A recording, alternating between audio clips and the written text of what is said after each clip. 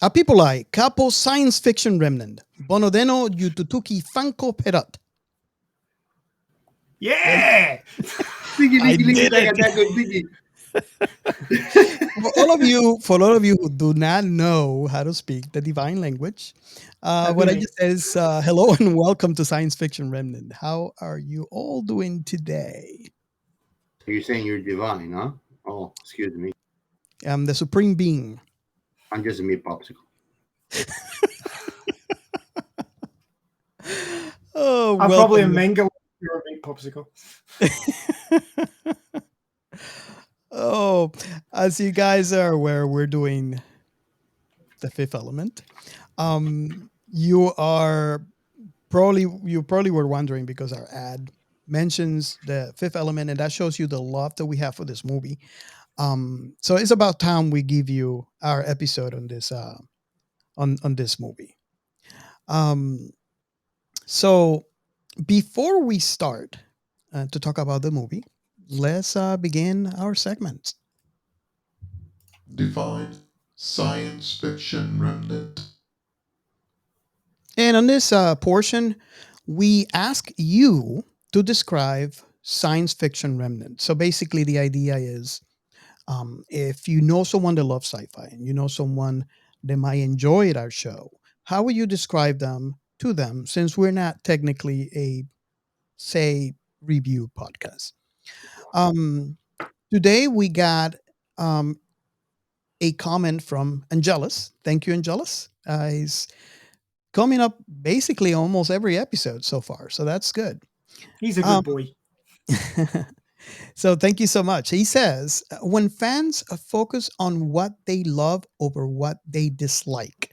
So glad Alita is part of this wonderful and uh, overreaching genre. I know I say this a lot, but only because it's true.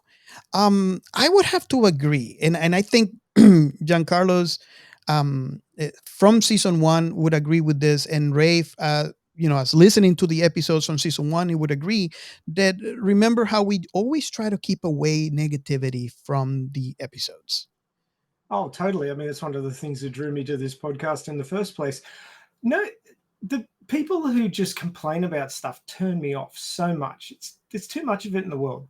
You've got to look at the positive. That's what makes something good, and that's one of the things that really makes science fiction remnant stand out. Is that you discuss the good stuff, and that's what I like about it. So, what do you think, Giancarlos, about that comment? Well, now I know how to turn on Ray. Just gotta be positive. I like that. And as you know, I'm a conflicted person, so I always like to bring that sauce into. But I mean, that's what we always strive for: is to look at the commonalities, not the differences. That's the main focus of our show. We have even decided not doing episodes because of that, because we have to be like, okay, we're all in on it. And I mean, I think it's just the good way to go. It sets the whole narrative and the whole personality and values of us as a crew. Yeah, yeah, and I did hear from multiple people online that they say, and I agree. It's okay to Did you hear it? disagree. You read it. It's okay. It's okay to disagree, but the way we do it is nice. It's still we might have an episode where we all end up disagreeing in a particular topic, but we do it in a way that is still positive. It's not in a negative way. And I heard that comment from many people online as to how we do things. So it's okay to disagree. It's just, be nice about it. And we have an episode for the record where Ray actually changed the opinion of Dr. Joe. That is paramount. It's classic. So you guys go ahead and download it because by the time you listen to this episode, it will be released, and you can enjoy our joy together. So Yeah, that was Logan's Run episode. Yeah, second take. I changed his mind about something on the first take too, but I don't remember what it was now because we lost it. Nice. Okay, so let's go ahead and move on to the next segment.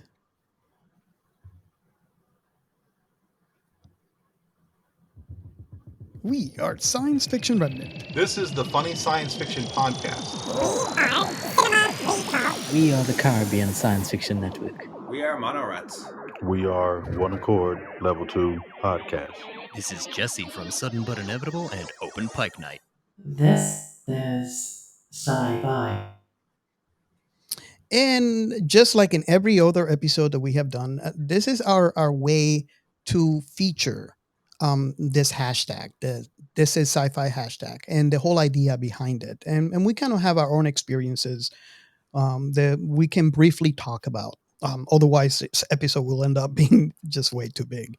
So the whole idea is, as you should know by now, is the joining everyone that has a passion for sci-fi under one hashtag. Also, we have a chat if you're interested. We also have Discord if you use Discord. We're trying to grow. But the whole idea for the hashtag This is Sci-Fi is to have creators and fans alike come together and discuss what we love the most, which is sci-fi. So I don't know if you guys want to speak to what your experience with the hashtag has been for this week. For me, it's just the same collaboration. It's just amazing how we can come up together and discover new things, or share something that you normally would not share with a group of people that love what you love. So you guys had any experience that we had on the This is Sci-Fi hashtag for this week? If not, we can move on. Well, I've just been a little bit deer in the headlights with that hashtag because it amazes me how many science fiction podcasts there are. It's great. You just until I got onto this hashtag, I had no idea there was so much. I mean, I went from, where am I going to find an interesting podcast now that Science Fiction Remnants on hiatus? I don't have to ask that question anymore. It's like, wow. Of course, now that episodes are being released, it's not on hiatus, but there was about a 6-8 month hiatus before season 2. So that's what I'm referring to. Yeah, so that's a cool thing. It's amazing, and that's the whole idea as to why I did this, because at the beginning when we start, we weren't as known, and whenever I started a conversation online, since I wasn't really out there, I almost felt like I was just a single horn, and it kind of felt lonely, and eventually now, just like you said, there's so many, and I knew this from the beginning. It's just the idea of trying to bring people together so we can all have a conversation about what we love. And right now we're at that point where you can find so much stuff, where before we were like, okay, just like you said, we're what am I going to listen next? And that's the whole idea, and that is the reason why we had the idea of that this is sci-fi hashtag, just to have that. And I'm so glad that I can hear this comment not only from you but from other people online, that this is what's going on. Giancarlos, are you good? Or I'm good. okay, so let's go ahead and move on to the next segment. Shout out. So, well, in this episode, I want to make a special shout out for Malice After Midnight for retweeting in our posts and being also active. Once again, Angelus, always active, always engaged in our show, always engaged in our conversations. I think that he's main part of our crew. He almost feel like family on the group. So he's on that inner circle. He's in the inner circle. Yes, absolutely. And also, I wanted to make a special thank you to E. Lee Zimmerman for also being engaged on our talks, retweeting our tweets too, and getting us out there. Awesome. I want to make a mention also. I want to shout out to the Manic, Pixie, Weirdo podcast. Great interaction. And I'm sure I'm not alone when I say that it feels as if she's waiting for us to post something so she can retweet. So I I really appreciate that, and she's always very engaging. Cinema Recall, which is another great podcast if you love cinema, and is part of our network, the Let's Chat Club. There's always, they're always putting ads of us on their show. So yeah, if you love cinema, you might want to pick them up. And of course, our dear Nikki from In Bed with Nikki. Thank you so much for everything you do. Okay, so let's move on to the next segment. The Outer Remnant. And on this episode, the whole idea is if you like what you hear and you want to hear more of us, we like to feature other places that we appeared on. And I'm going to go ahead and start first. There is a new podcast, if you are a Star Trek fan, called Open Pike Night, made by the creators of, yeah, That's a cute name.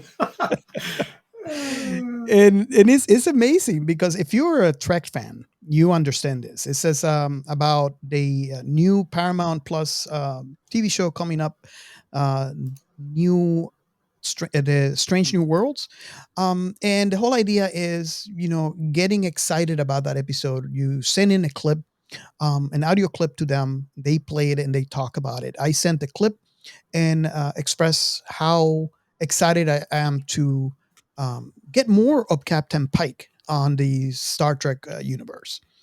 So I guess we can move on to Giancarlo's.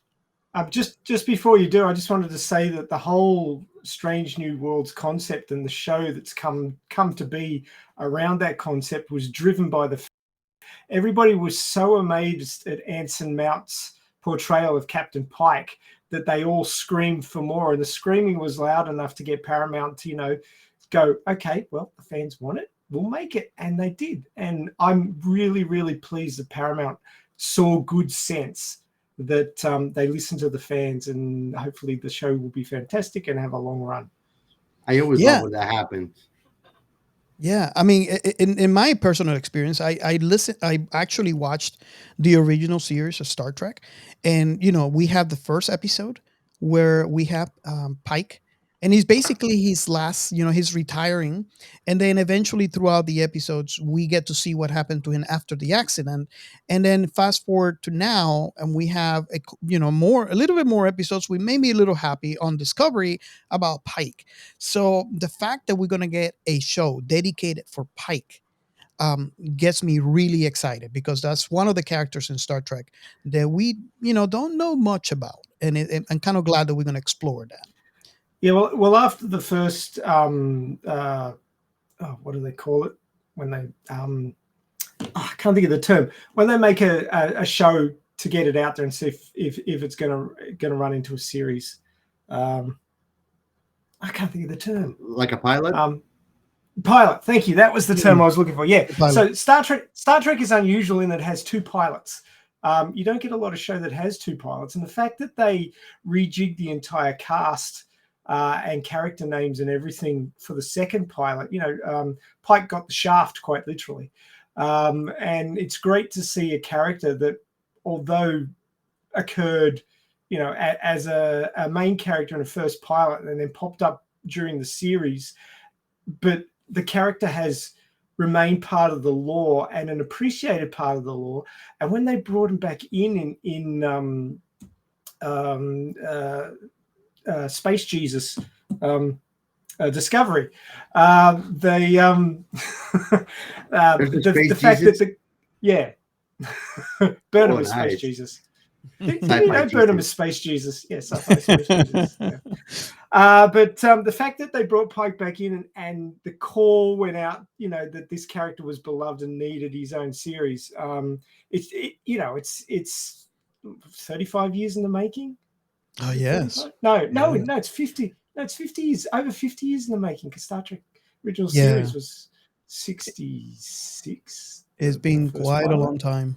So yeah, I mean, it's like 55, 56 years in the making to get this series. So that's like epic. Yeah, yeah. Okay, so yeah, Carlos, where I can want to. people hear more of you? Well, there's not a way to reproduce it, but I actually was invited to a live on Instagram with the Inner Idiot podcast, and it was just super fun. These guys are amazing, and I would love to be again on air with them. It will be just an honor. It's just hilarious. It's just a lot of fun. They're just like, if you want to get a good time listening to something, go for it. I totally suggest it. I was listening in, and it was just hilarious. I was Oh my laughing. god. I was laughing my head off. So there was no recording of this. It's gone forever. Yeah, it was Oh, something like special in the moment, just like a shooting star. I missed it. And you were also, didn't you appear on Radio Chaos?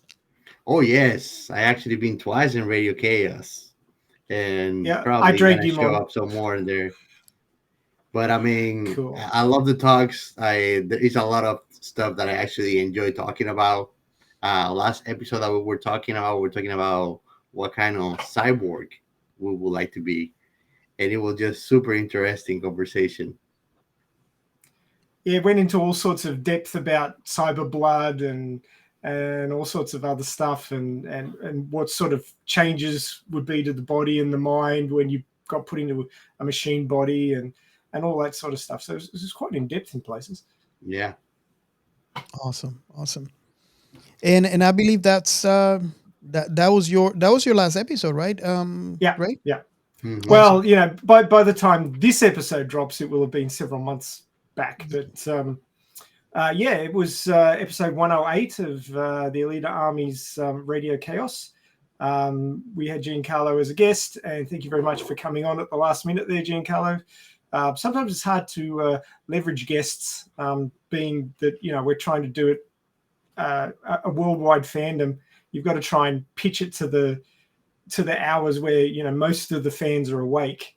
There's a big slice of the earth that doesn't get that opportunity. But having the US, Europe, and Australia awake at the same time, it sort of lands, you know, late afternoon in the US, and that can be difficult for a lot of people to make it. But Giancarlo made the time. We're very grateful that he did, and it was a great little episode. When I say little, it was 2.5 hours long. But, it was a lot of fun. We were talking in depth about cyborgs and the different types of cyborgs, whether you're, you know, construction or sport, being motorball, or combat, you know, like a hunter warrior, or working for Zalem. But yeah, I mean, I don't know if Giancarlo had actually read the manga, but there's a whole lot more cyborgs in the manga than there is in a 2-hour movie. So there is a lot more depth of science. I won't say knowledge, but, you know, like content in the manga. So I highly recommend that if anybody is interested, has watched and enjoyed Alita Battle Angel movie and is keen on more of that world, to check out the manga, because it is really, really interesting. It has a lot of great cyborgs in it that we were discussing on the weekend. Awesome, awesome. Okay, so I guess we can start. This you know, this movie. I was actually having a small chat conversation with Giancarlo's, and the nostalgia is, you know, the nostalgia factor is like 100%. What do you think, Giancarlo? It's over 20 years. I love God, that movie, where did that man. 20 years go? That movie. 1997. Take me Hey, back. Giancarlo, are you classified as human? No, I'm a meat popsicle. That's a fact. Yeah, we're all meat popsicles here. So we like to be leaked. Awesome. So, Ray, I don't know if you have the blurb on the movie. I have the little tiny thing here, but I like. Oh yours no, I'm organized. You don't I'm have to tell organized. us you have your tiny thing in there, Robert. Harsh. Alrighty, so giving you a little bit of context about The Fifth Element, I'd be amazed if you're a sci-fi lover and you have not seen this movie. If you haven't, I'm telling you to turn the podcast off right now because we will spoil the hell out of this movie. It's that good. You need to go and watch it, enjoy the hell out of it, and then come back and listen to the rest of this podcast. If you have watched it and you've forgotten about it, we will remind you, and then you can go back and reminisce again. It's a classic sci-fi movie from the late 90s. There was all sorts of fun stuff going on at that time. Fifth Element, Matrix. There was another one we did just recently that was at the same time. What was it? Crap. Memory fail. RoboCop. Yes, that's what it was. Yeah. So we did RoboCop just recently. But so lots of great sci-fi in the late 90s. They really were going all out. Now, this one's a little bit different because it has a very intentional French flavor to it. Obviously, it was made by the director and the screen writer was Luc Besson, with help from Robert Mark Kyman. The story was Luc Besson's as well. So obviously, it has a very deliberate French flavor. I gotta mention here for people that are not familiar, we're talking about the movie Valerian. We're talking about Lucy. We're talking. I mean, this is most of the movies that I see on his list are movies that I love, and they always have that little, French.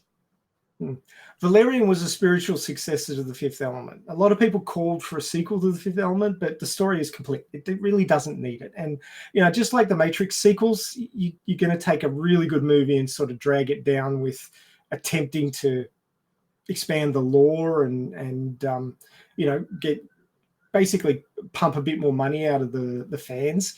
But I'm glad they didn't do a direct sequel. I think it's just so wholesome that leaves us wanting more of that universe. I don't know if you know, but there were 3 scripts that were condensed, or 3 stories. I think he planned to do a trilogy, and they condensed it into one movie. And you know what? It works. Yeah. It really works. I'll talk about it later, but the writing of this movie is just excellent as far as I'm concerned. And being a writer, that should stand for something, I hope. But obviously, the country of origin for this movie is France, but the language is English, which is interesting. And obviously, they use some big English stars in it as well. So it is quite the mix. The budget was 90 million, and the box office was 264 million, which puts it in the realms of in the black. When you include the advertising budget and then the distribution budget, but it made a bit of bank, which is great. Obviously, it has some pretty big stars, so a lot of that 90 million would have gone towards Bruce Willis as Corbin Dallas, Mila Jovovich as Lilu, Gary Oldman, great actor, as Jean-Baptiste Emmanuel Zorg, Ian Holm as Vito Cornelius, Chris Tucker as Ruby Rhod. Oh my God, what a performance that was! Oh yeah. Love Chris Tucker in this movie. A lot of people are either hot or cold on him, but I thought he was fantastic. Hello. Well, it was supposed to be either Prince or Michael Jackson, and they declined it. I don't. And you know what? I'm glad. Although I think it would have been a very entertaining movie, I don't think that they could have replicated his performance in this movie. It's unique. Well, I mean, you've got an actor who will seriously act right out there on the pointy edge, and you've got 2 musical artists who, admittedly, they're very good singers and dancers and songwriters, but they're not actors. I think they would have struggled to put themselves out there as far as Chris Tucker did, and I mean, he's best. He's best girl in this movie, Chris Tucker. For sure. Even though I love Green there. Even though I love Mila Jovovich to death, Chris Tucker stole the show. So we've got Luke Perry as Billy Macedon, who is just in the start of the movie. Byron James as General Monroe.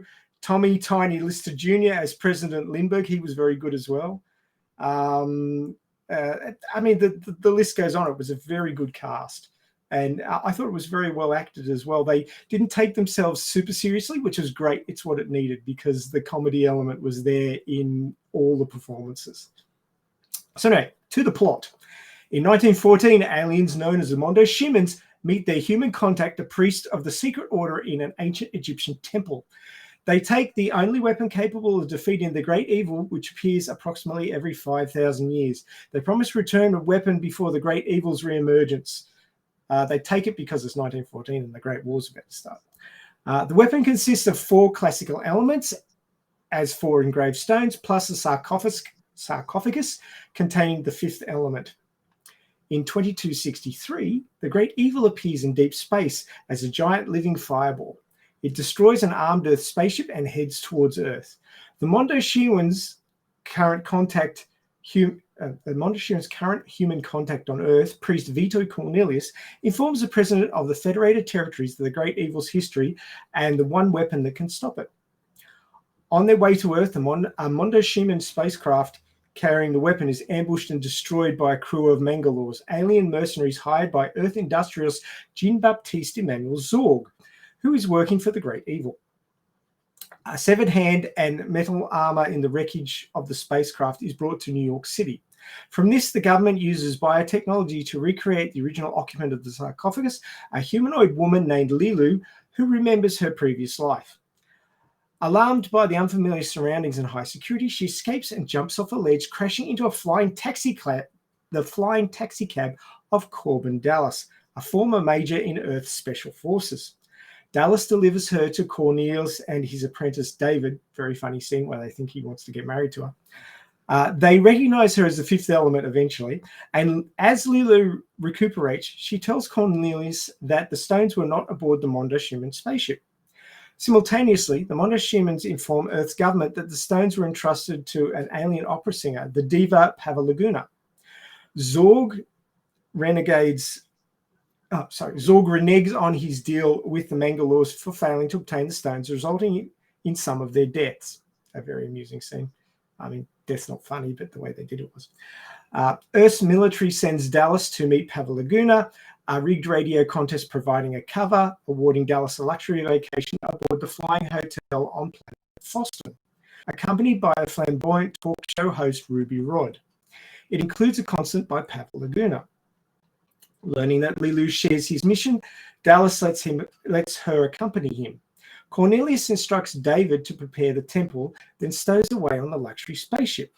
The Mangalore crew pursuing the stones for themselves also illegally board the ship. As you can imagine, things are about to get spicy. During the concert, the Mangalores attack and Pavalaguna dies. Dallas extracts the stones from her body. He kills the Mangalore leader, causing the others to surrender. Zorg arrives, shoots the wounded Lilu, and activates a time bomb. He flees with a carry case and presumes it contains the stones, but returns when he discovers it is empty. He deactivates the bomb, but a dying Mangalore sets off their own device, destroying the hotel and killing Zorg. Meanwhile, Dallas, Cornelius, Lilu, and Rod escape with the stones in Zorg's private spaceship. As the great evil approaches Earth, the 4 meet David at the temple. They deploy the stones, but Lilu, having learned of humanity's own terrible history Mr. of war, Shadow has given up on life. Dallas declares his love for her and kisses her. In response, Lilu combines the power of the stones, emitting divine light onto the great evil and defeating it. She and Dallas are hailed as heroes, and as dignitaries wait to greet them, the two passionately embrace in the recovery chamber. And of course, the 5th element, as we discover at the end of the movie, is love. The end.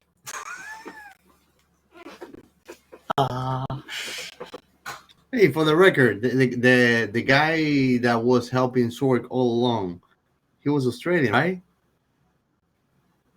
Might have been.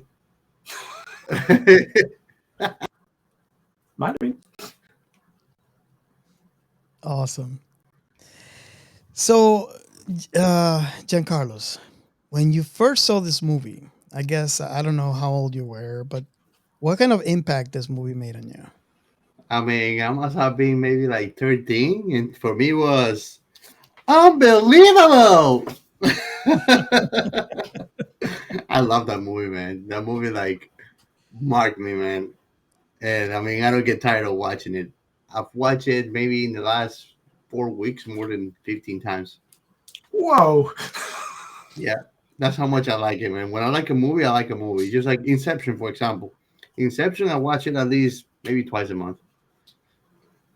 It's one of those movies that is on that particular Yeah. list. Like when I like a movie, like I just watch it, rewatch it, rewatch it, rewatch it. And I don't get tired. I always keep on finding new stuff about it, and it's just like diving into that universe over and over.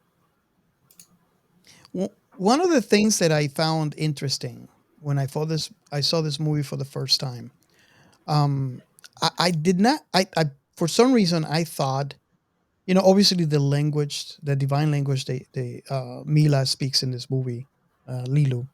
Um, I thought it was just gibberish. I did not know that it was kind of like one of those invented languages, kind of like, not exactly like Klingon, Esperanto.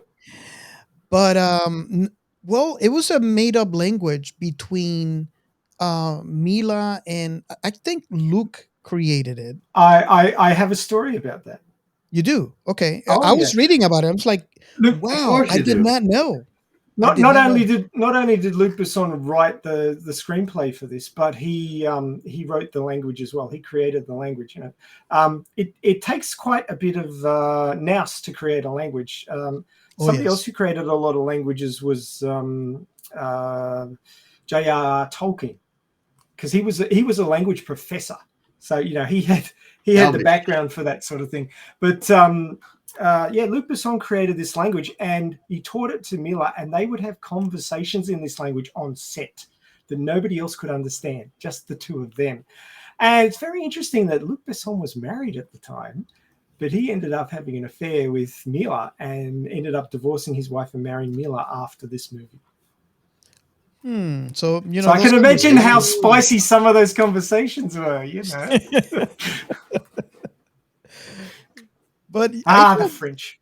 I'm I found gonna tiki. I was using the term spicy for a reason to do with this movie. Humpity. That's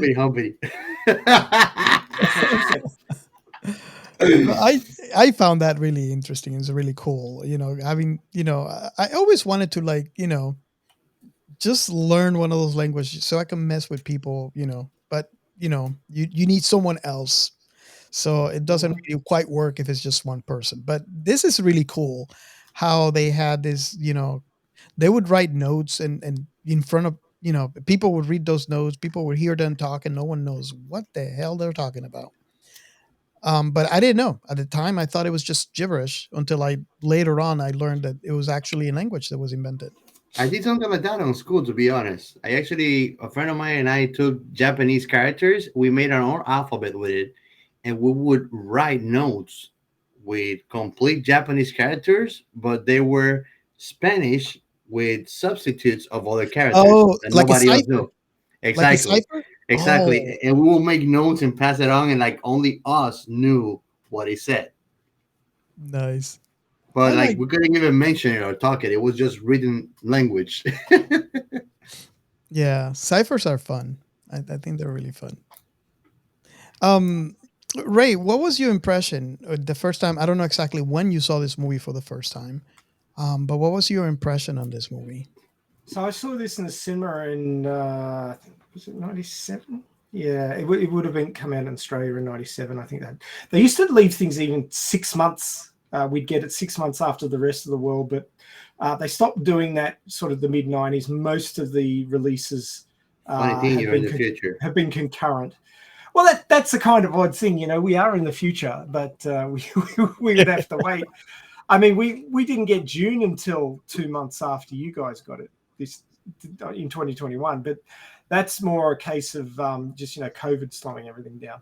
But yeah, I mean, I saw this at the cinema, and again, I was in my 20s by that stage, but I don't think I appreciated it as much as I do now, to the depth of it. But I got to say that the first time I saw it, I was enamored by this movie. The combination of the acting, the choice of the stars that really made the roles sink. They really had weight to them, even though they were quite light and comedic in places.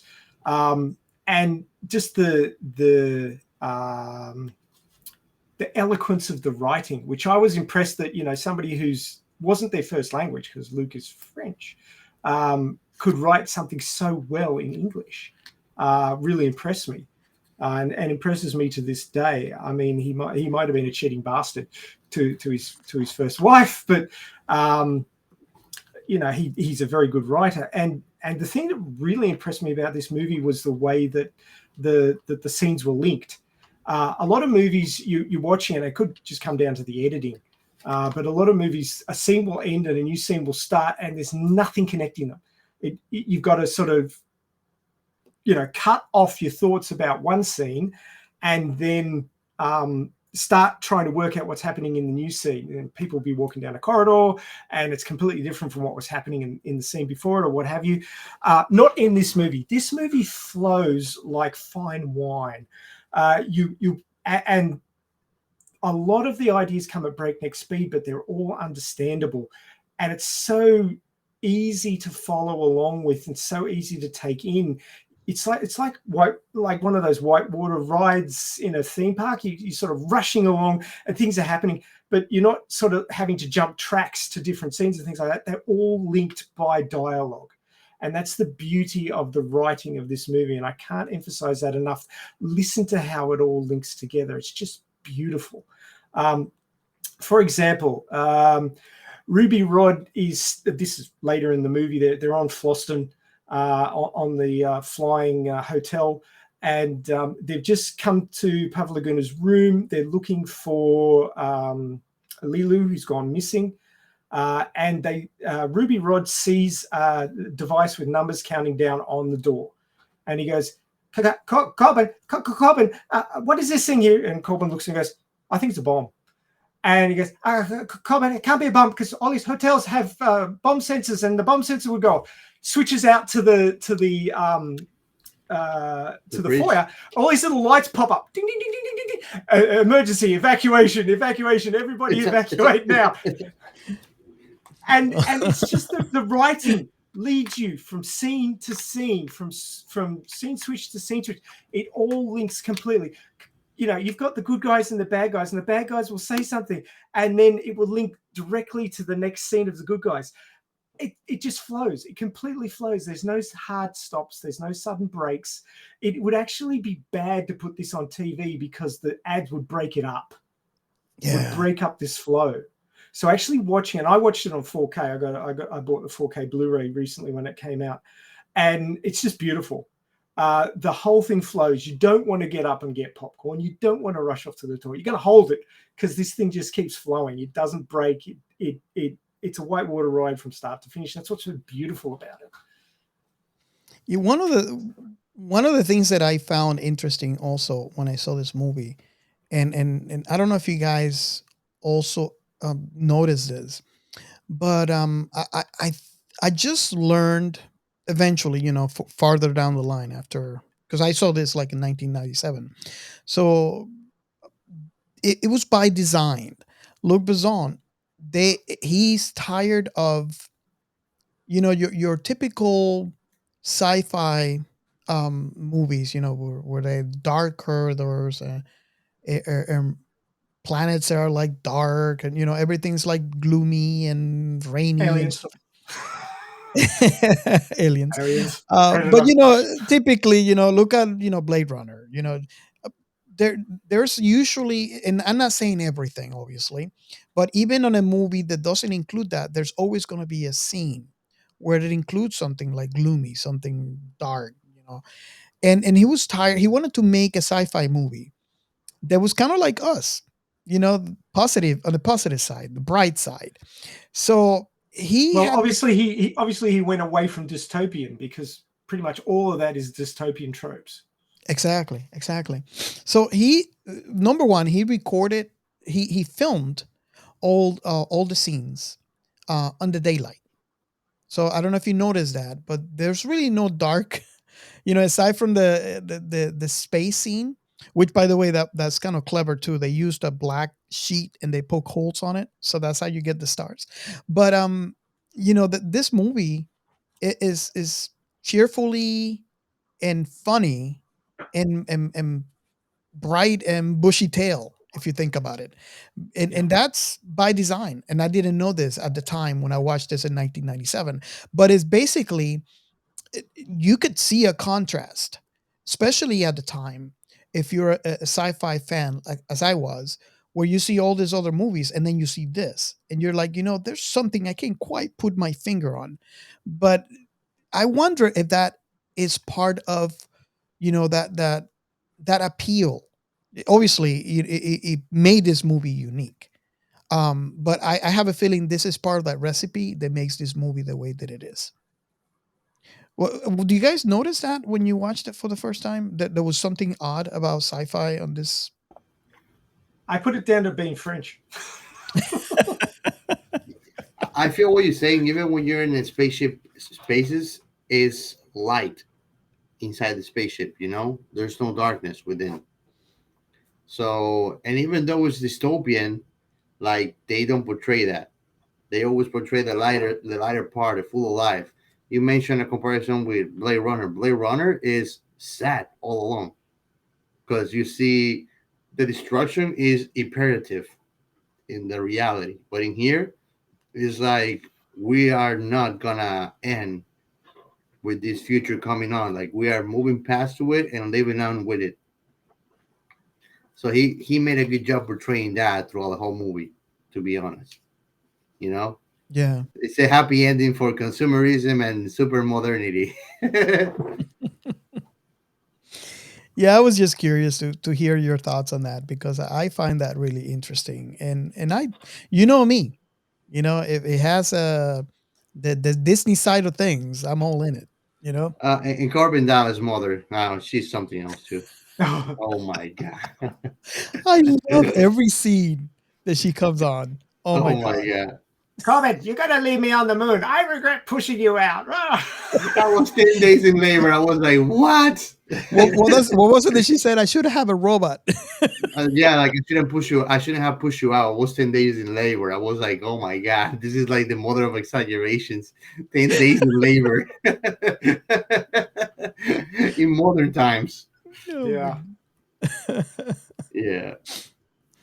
So yeah. Guilt tripping extraordinaire.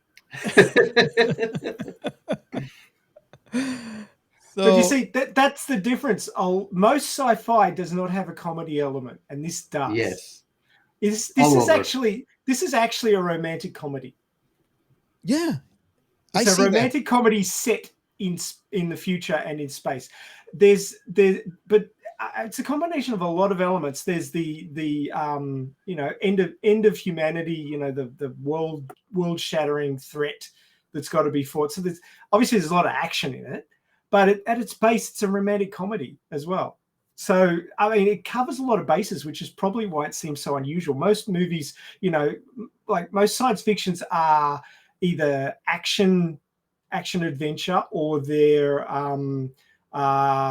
sort of adventure horror or something like that. There's not a lot of comedy and romance in sci-fi movies, and this one broke the mold. Like seriously, it had something to tickle the fancy of lots of different sort of parts of your brain, as it were. Ticking and tricking a lot of boxes and getting your brain to react to this in a whole lot of different ways, which made it different than a lot of the other sci-fis out there at the time. Yeah, sci-fi, and that's the thing, and I'm glad that this slowly changed. But everything was in their own box. No one really wanted to. I mean, that was a discussion we were having with about Galaxy Quest, for example. How that's another movie that kind of broke out of the box. So everything was kind of inside their own box, and I really appreciate how you can get and like you said, I never really thought about this movie in that way, but it makes a lot of sense. This is a romantic movie set in space, or say set in a sci-fi and science fiction scene. And it makes a lot of sense when you look at it in that way. So in theory, you have a romantic comedy slash action breaking into the sci-fi genre. Mhm. That's How a many really times has that happened? huh. I mean, what do you think about Giancarlo's? I mean, I know you love this movie as much as we do. Did you notice this? I mean, it's kind of interesting that he Ray points it out that way, because I never really thought about it, but it makes a lot of sense. Yeah, I mean, I think that the comedy is a constant on the movie, and that's something that keeps the seriousness of the situation. I mean, come on, the whole freaking world's gonna die by Mister Shadow. The name couldn't be more like obvious, and I mean, every other character look hilarious too. Like the president is always sweaty and looking like he's gonna break down, and all these high-end militaries, they just look like a bunch of dumbasses that are incapable of washing their own dishes. you know Corbin's Uh, mom. What was it that she said? at the end of the movie, Which like time? the president look, is like look. I know congratulating you're her, not like, the president. The president is an idiot, and you're not an idiot. you don't sound like an idiot. That was right near the end. That was so funny. Oh my god! But And yeah, I so, mean, they keep it all along the movie, this comedy tone. So The they don't let cockroach. exactly. Oh my The god! cockroach. oh yes, I'm telling you. I mean, it's just hilarious all around. The movie is just they don't drop that funny The- tone all over, so that it keeps you engaged, but it also keeps you interested and laughing at the same time. what about the soy sauce that leaks out of bad guys' heads? oh yeah. And it's interesting that you mentioned that, because if you look at the scene when Zorg was talking to Shadow, and Mm. that soy sauce, let's call it that, comes out, it doesn't seem like it's coming out of his head, and it doesn't seem like it's coming out, like if you pause on that scene when he's wiping, you could see There's nothing, there's a plastic thing that he has, I'm assuming is some sort of hat. but And it Yeah, it happens at the was. beginning to the military too when they're dying. Mhm. Remember, yes, it so just comes out it's of the forehead. I always wonder what is that all about. I know I'm probably not going to get an answer to that, but it's not. At first, you think, oh, maybe he's bleeding, but he's not bleeding because he's not coming out of anywhere. Out of Well, it appears well, to the, come the mid interesting forehead. the interesting thing is it's coming from where the purported third eye is. Your spiritual eye in the middle of your forehead. So that's what's coming out of. It only happens to people who have done evil acts, I believe. So obviously, as a military general, he's sent people off to die, and he's had to order people to save the world, or to fulfill his duty as a military commander. He's had to send people off to die. So Yeah, he's committed evil acts. I mean, he's done them for the right reasons, but he's committed Still evil acts. evil, yeah. So that's the evil. The way I look at it is it's the evil tears leaking out when they talk to the ultimate evil. yeah, that makes a lot of sense. The eye, because that's pretty much Yeah. where it comes Shadow. from. But it was It's just kind of it's the black oozy tears of the spiritual eye in their forehead. yeah, It's the evil and leaking out. you would think like, okay, where's the hole?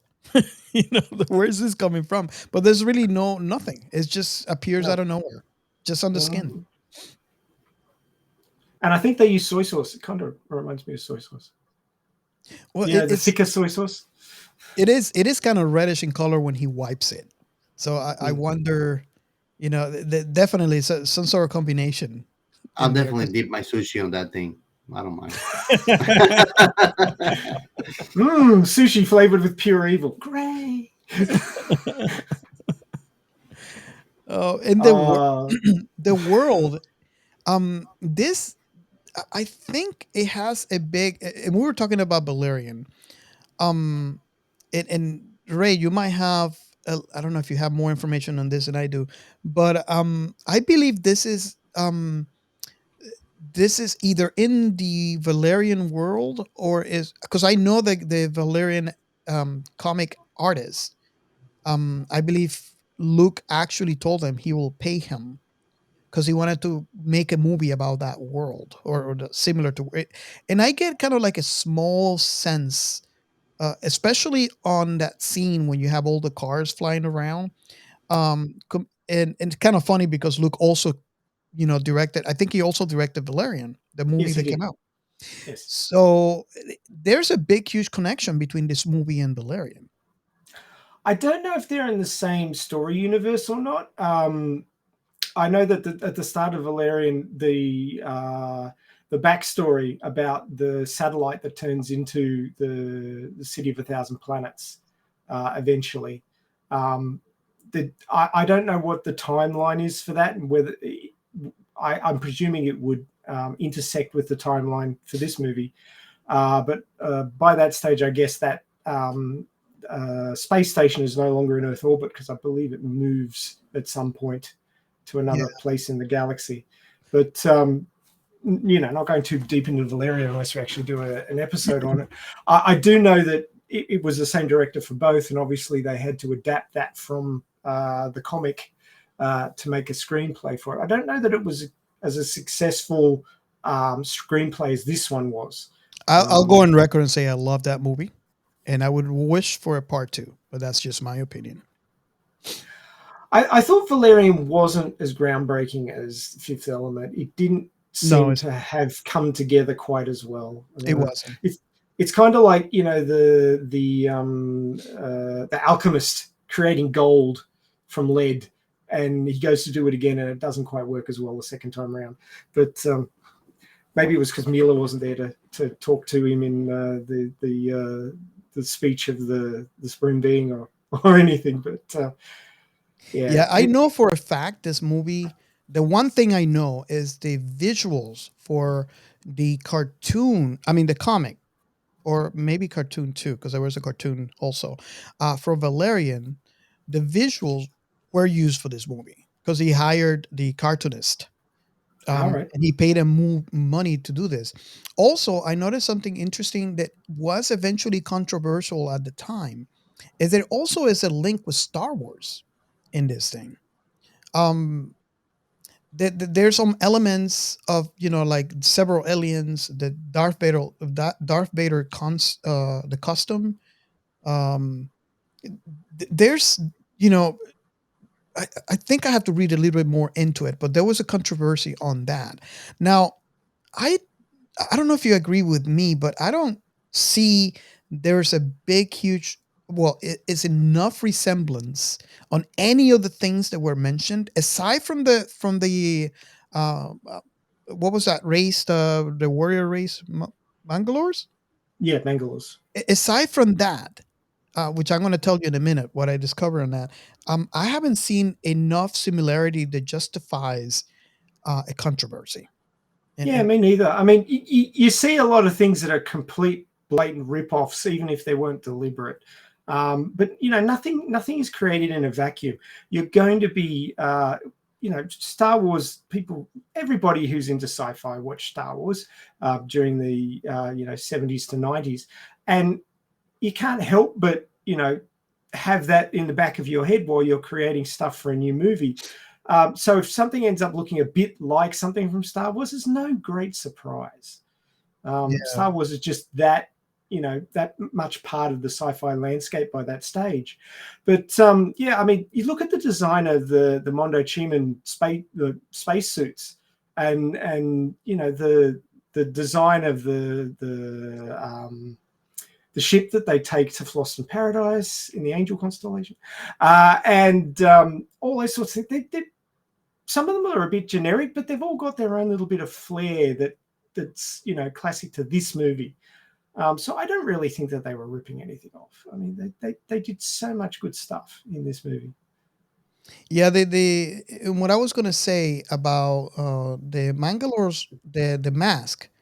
The only thing that I can say, and it wasn't really even that apparent. You probably noticed this after I mentioned this, but the mask were recycled to be used on the the Trade Federation in Star Wars Episode 1, The Phantom Menace. All right. So if you look at it now, you can see a resemblance because it's the same mask that was recycled for that movie. So I found that interesting. But aside from that, there's really no. It's like you said, star science fiction, borrows from each other, Oh, yeah, and for I sure. think that's just the nature of the nature of the beast. And getting upset about it for minor things like face masks and stuff just isn't worth the time of day. I mean, if you're getting upset about that, then you've got too much time on your hands. Go out and do something constructive. That's all I've got to say on the matter. Mic drop. So another interesting thing that I discover is when Father Beto was talking to the president, and this is kind of like, I find it very interesting. I actually timed it when he said you have 20 seconds. He actually spoke for 20 seconds. Nice. I'm like, that is some clever writing, and not just writing, but also from the part of the actor. Because when you have to time something that you have to say, yeah, I'm sure they obviously practice because it's a movie that is being filmed. But it's kind of interesting to me that work that went into that, just that 20 seconds of it to make it that that little snippet, the I don't know how I'm gonna call that, useless trivia. Is that I just find it very But interesting. there's a precision into it and a perfectionism. Well, I mean, the script is tight, so I'm sure that it was deliberate. And of course, we never, like, we see the final result. We see the takes that were accepted. He probably had to do that take like 10, 15 times to get that exactly 20 seconds.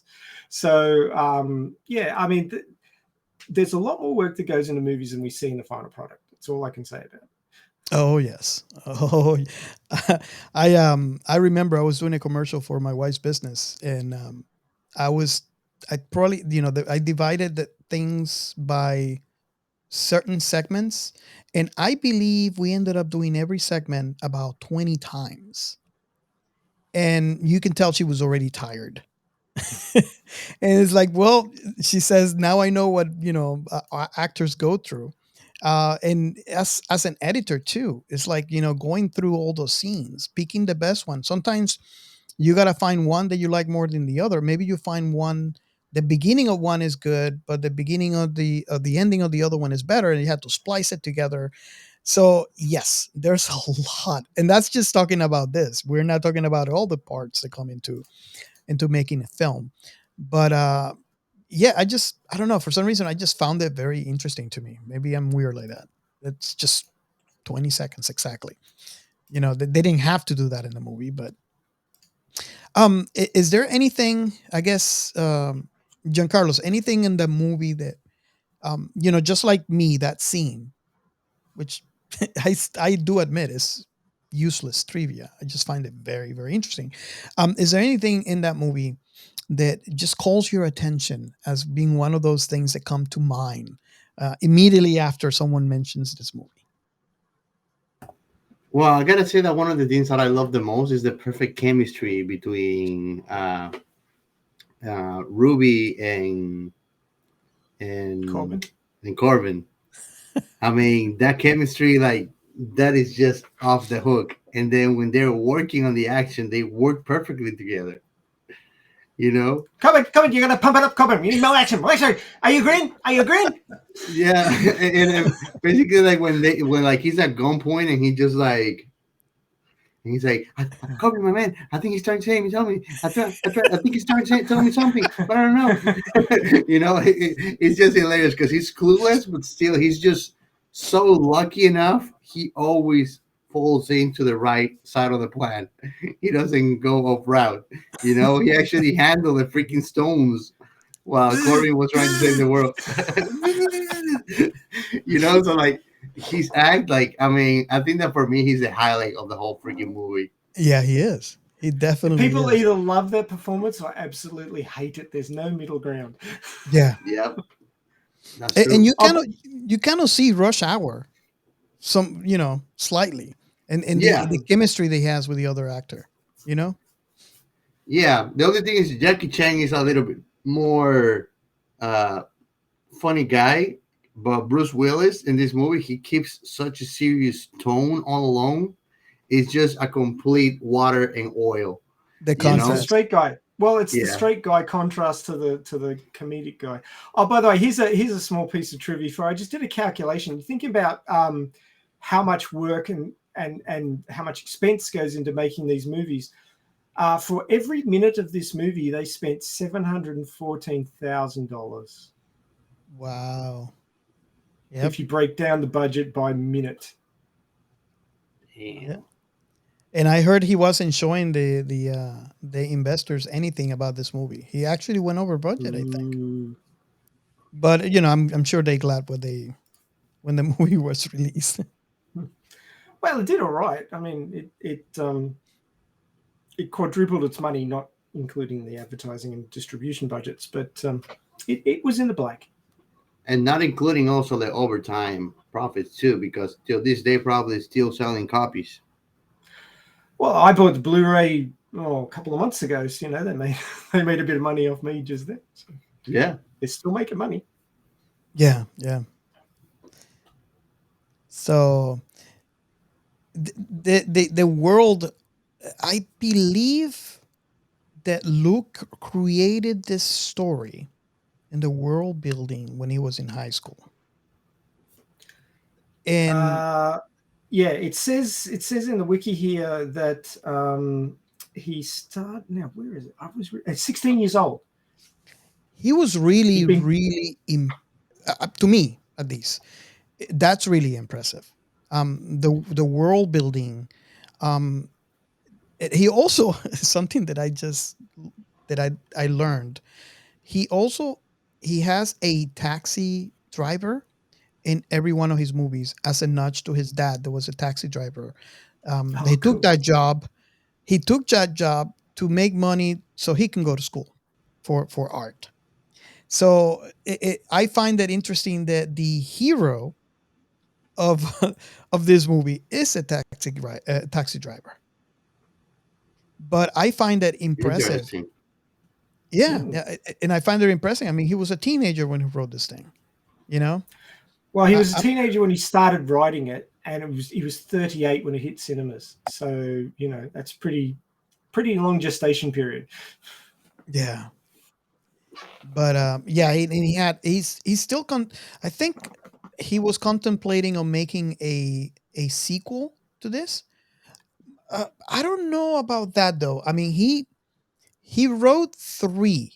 He technically wrote three movies, and he ended up combining all three into one, which actually worked perfect. I I think this story, aside from the fact that don't touch anything, don't touch something that works, right? Aside from that point, I don't think there's much. I mean, obviously that you can always stretch it and tell more of the story, but I don't think there's much you could tell extra about this story. What do you guys It agree? doesn't need. It's like whitewater rafting. Things go past so fast, but it's all part of the experience. And I think that if you turned it into three movies, like it would just slow down so much. There'd be lots of like fat on the animal, as it were, and it wouldn't be as lean and fast and furious and exciting, and the jokes just keep coming at you, and it. I mean, I think it's pretty close to perfect Yes. as story telling what it's telling. It would just be so much slower as a 3-part movie series. I think that's what made the movie that it is right now. He was able to, maybe that's one of the deciding reasons when he made the movie. He just compiled them all together. I'm just wondering about a sequel to this movie. It- It would know. be hard, you see, because the whole crux of the movie is the evil that comes every 5,000 years. It's been defeated. Mhm, Where do you mhm. go? I mean, and they had lived happily ever after kind of covers it. Yeah. Mila and well, not Mila, but Lilu and Corbin go off and have a lovely time together, or maybe she just gets put back on ice for 5,000 years, and he's a poor lonely old guy who dreams about her every night and is sad and angry. I mean, the next movie would not be a comedy if that was the case. But I mean, where do you go? This is the interesting part. It's like why Star Wars started at episode 4, because that was the interesting part. If they'd started at episode 1, people would have rolled their eyes and gone, "Oh, what the hell is this crap?" You need to have the most interesting bit up front so people get invested. And I just don't think that going forward, if it goes well, then it's a rom-com slice of life, which anybody can do at any time. If it goes poorly, then it's not going to be very interesting because you're not going to have the romance element. Who's going to be the bad guy, because all the bad guys have been defeated? I mean, she's there for one reason and one reason only. What's going to be the next bad guy? It's going to be really disjointed if you try to make a sequel to this. I think as a property and a story, it really works. And anything you try and tack onto it would be Matrix Revolutions. But other than that, Oh man. Um, Another thing that I found like a good pun in this movie is, you guys remember when I think there was a chase going on, Carbon and Mila are on the run, Lilu. And there was which a bit? scene. They were doing that Well, most of the movie. and there's a scene where there's a couple of cops stopped at a McDonald's and they're waiting. Um, the actor, I don't know if you know, I'm not too familiar with the actor myself, but that is not the reason why I'm mentioning. His name is Mac McDonald, and I find that he was in Batman. He played Goon in Batman. It was He was too hungry and too thirsty to chase it. nine, 1889's Batman. He was a Goon, but I find it interesting his naming, Mac. And he's a little heavy set guy, so it's a Big Mac. And McDonald's. I don't know if you guys find it And don't they Now I'm don't gonna they go end and up have crashed McDonald's into after a the show. don't they Huh? end up crashing into a container full of Yes, patties and Now because of McDonald's. that, I'm just gonna have to go and have McDonald's after the show. I'm gonna hate myself for it, but I'm gonna hop into it. I haven't had takeaway for over 6 months. Oh my god. I haven't had I don't know. McDonald's in over a year, probably. Oh wow. Yeah, I don't think I can have. Maybe the fries and the chicken nuggets, but it just doesn't work well with my. Salty. Yeah. It just doesn't. Yeah, it's not good. My body rejects it. So My son's addicted to Hungry Jack's, which is like Burger King up your way. But yeah, I buy it for him. I have to smell it in the car on the way home. It's not good, but yeah, that's avoid. that is a point, is the fact that smell makes you want to have. Oh, we could do a whole podcast on why fast food addicts you. It's designed that way. It's scary stuff. Oh yeah. They put sugar in the buns to get you addicted to the buns with the sugar. Oh, it's shocking. It's crazy. It's figured, I mentioned that. I don't know if you found that to be as clever and interesting as I did. I don't know much of the actor. I'm sure most of you listening to this podcast probably, there's a couple of fans out there. But I just find it very interesting. A Big Mac waiting at McDonald's. So the scene that everybody talks about the most, after Which one? There's so many good ones. Yeah, the diva. Yes.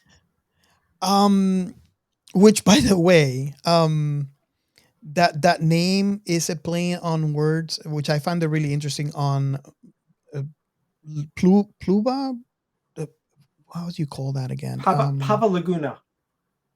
Yeah. Pava Laguna.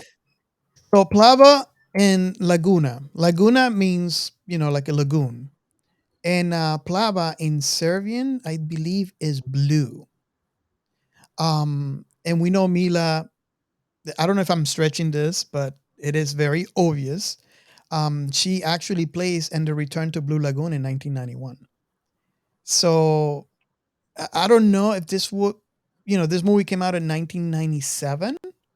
So I don't know if that was intentionally or not.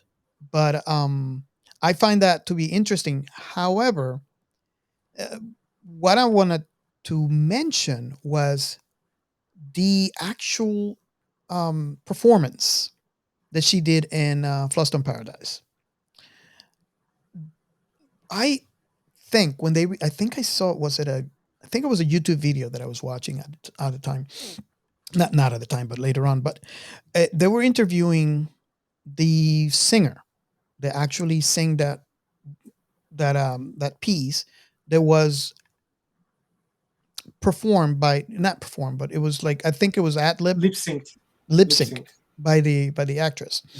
When Isn't that they the say singer from the metal band Nightwish? not familiar, no.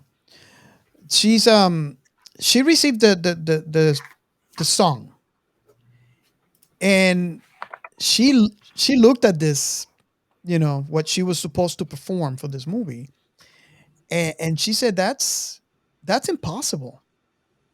The human voice is not designed to go up and down that fast. So what they ended up doing was they recorded all the pieces separate. So she had, obviously she has time to bring it up or bring it down, and then they patch it together in a computer. And I don't know if you pay attention to that. I like to think you did because it was all over the place. It actually plays really well. I love how it ended up being patched together. And I don't know after the fact, there's some people that try to imitate it. I mean, you can go on YouTube and find tons of videos of someone that is trying or they try to accomplish that. But the sound is very sci-fi. And Oh, for sure. and I love that about that performance. And they're able to make it very emotional too. So if you take this song or this performance and put it on headphones and close your eyes, you will have a similar um, reaction to what you see the reaction is on that scenario of the people listening to the performance. Do you agree with that? I mean, I don't know if your experience is the same, but I kind of have that experience from listening to just the soundtrack in my head, just closing my eyes and listening. Well, it is very beautiful. It's great the way it seems to start out as classical opera, and you're like, oh hum, and then it breaks into sort of like techno, hip hoppy, futuristic whammo, and it's just a beautiful piece of music. The actress who plays the diva was actually Luc Besson's wife at the time that he cheated on with Mila. I don't know if you realize that. Her name is Maiwen Lebesco, and the singer was Evgenia. I think that's how you pronounce it. Evgenia Laguna. So her surname is Laguna. So Pava Laguna. I think that's part of her name to give her kudos for that. It's interesting you say that they had to put it together in a computer, because I had read that it was one of the hardest pieces of opera music to actually perform live. It is. I think since then they've managed to perform it live. There's actually a woman in China who's managed to recreate it live. Yes, So I she's saw that managed- videos. Very Yeah, it's impressive. amazing. Yes, but yeah, I suspect that once people heard it, the compiled version in the movie, they then said, well, I want to be able to do that, and they worked hard on it. And the impossible, in the word impossible, it says I'm possible, so people Yes. won't be stopped. They will make the effort and try and recreate that. It's probably not real good for your voice box to be changing the shape of it that harshly, that quickly, but if you're a trained opera singer, you've got a pretty freaking good voice box to start with. So if you keep on practicing. It's like a supreme athlete. There's only a few people in the world who can break world records. Now, we There's can only all a few agree. people in the world who can do this. The most difficult voice was this one. Really right. Oh my god, it's kind of funny because my wife keeps on saying he's like screaming like a little girl. That's love the comedy of it. The movie. That takes some voice. Oh my, yeah, that's a soprano right there. Grab him, my man. Oh my god, this movie is all kinds of fun. It's all, and like I said previously, very intentionally, very well done.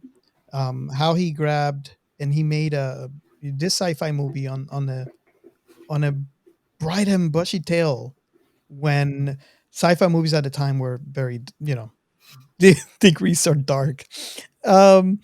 Yeah, talking about that scene, the Giancarlo's, you guys are not watching the video, but I am. I recognize what he's doing. I'm telling you, this movie, like, you just follow so many details. It's just fun all over. Oh, Mr. Rod, Mr. Rod.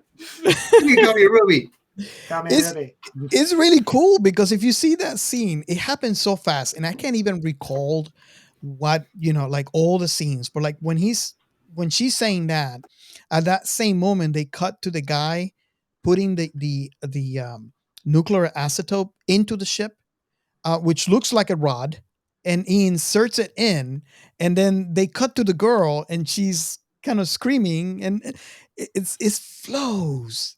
The whole scene flows, and it goes so fast. The whole movie flows.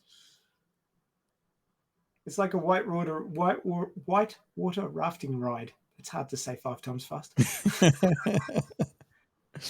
But that was like that. If you look at that scene in particular, it's really interesting how every scene they cut to, they're talking about something specific. But when you put it together, they're talking about something completely different from what the actual individual conversations were. And that is so clever, because not only they are separate, and you can tell they're completely separate. Like there's a scene with that scene where they were putting the isotope inside the ship. They're just fueling the ship. They're getting rid of all the insects on the gear. So that's a whole scene, and that's all they're doing. But when you put it all together, it's almost as if they're telling you a funny story. I don't even know how to explain it. You know which scene I'm talking about, right? Yeah. They're intimating a whole bunch of things using other things. It's a classic storytelling device where you don't show something that might be a bit risque or troublesome to the audience, but you intimate it using other scenes. And it was really well done. They'd led up to it correctly. They'd brought both scenes together at the time. Well inferred.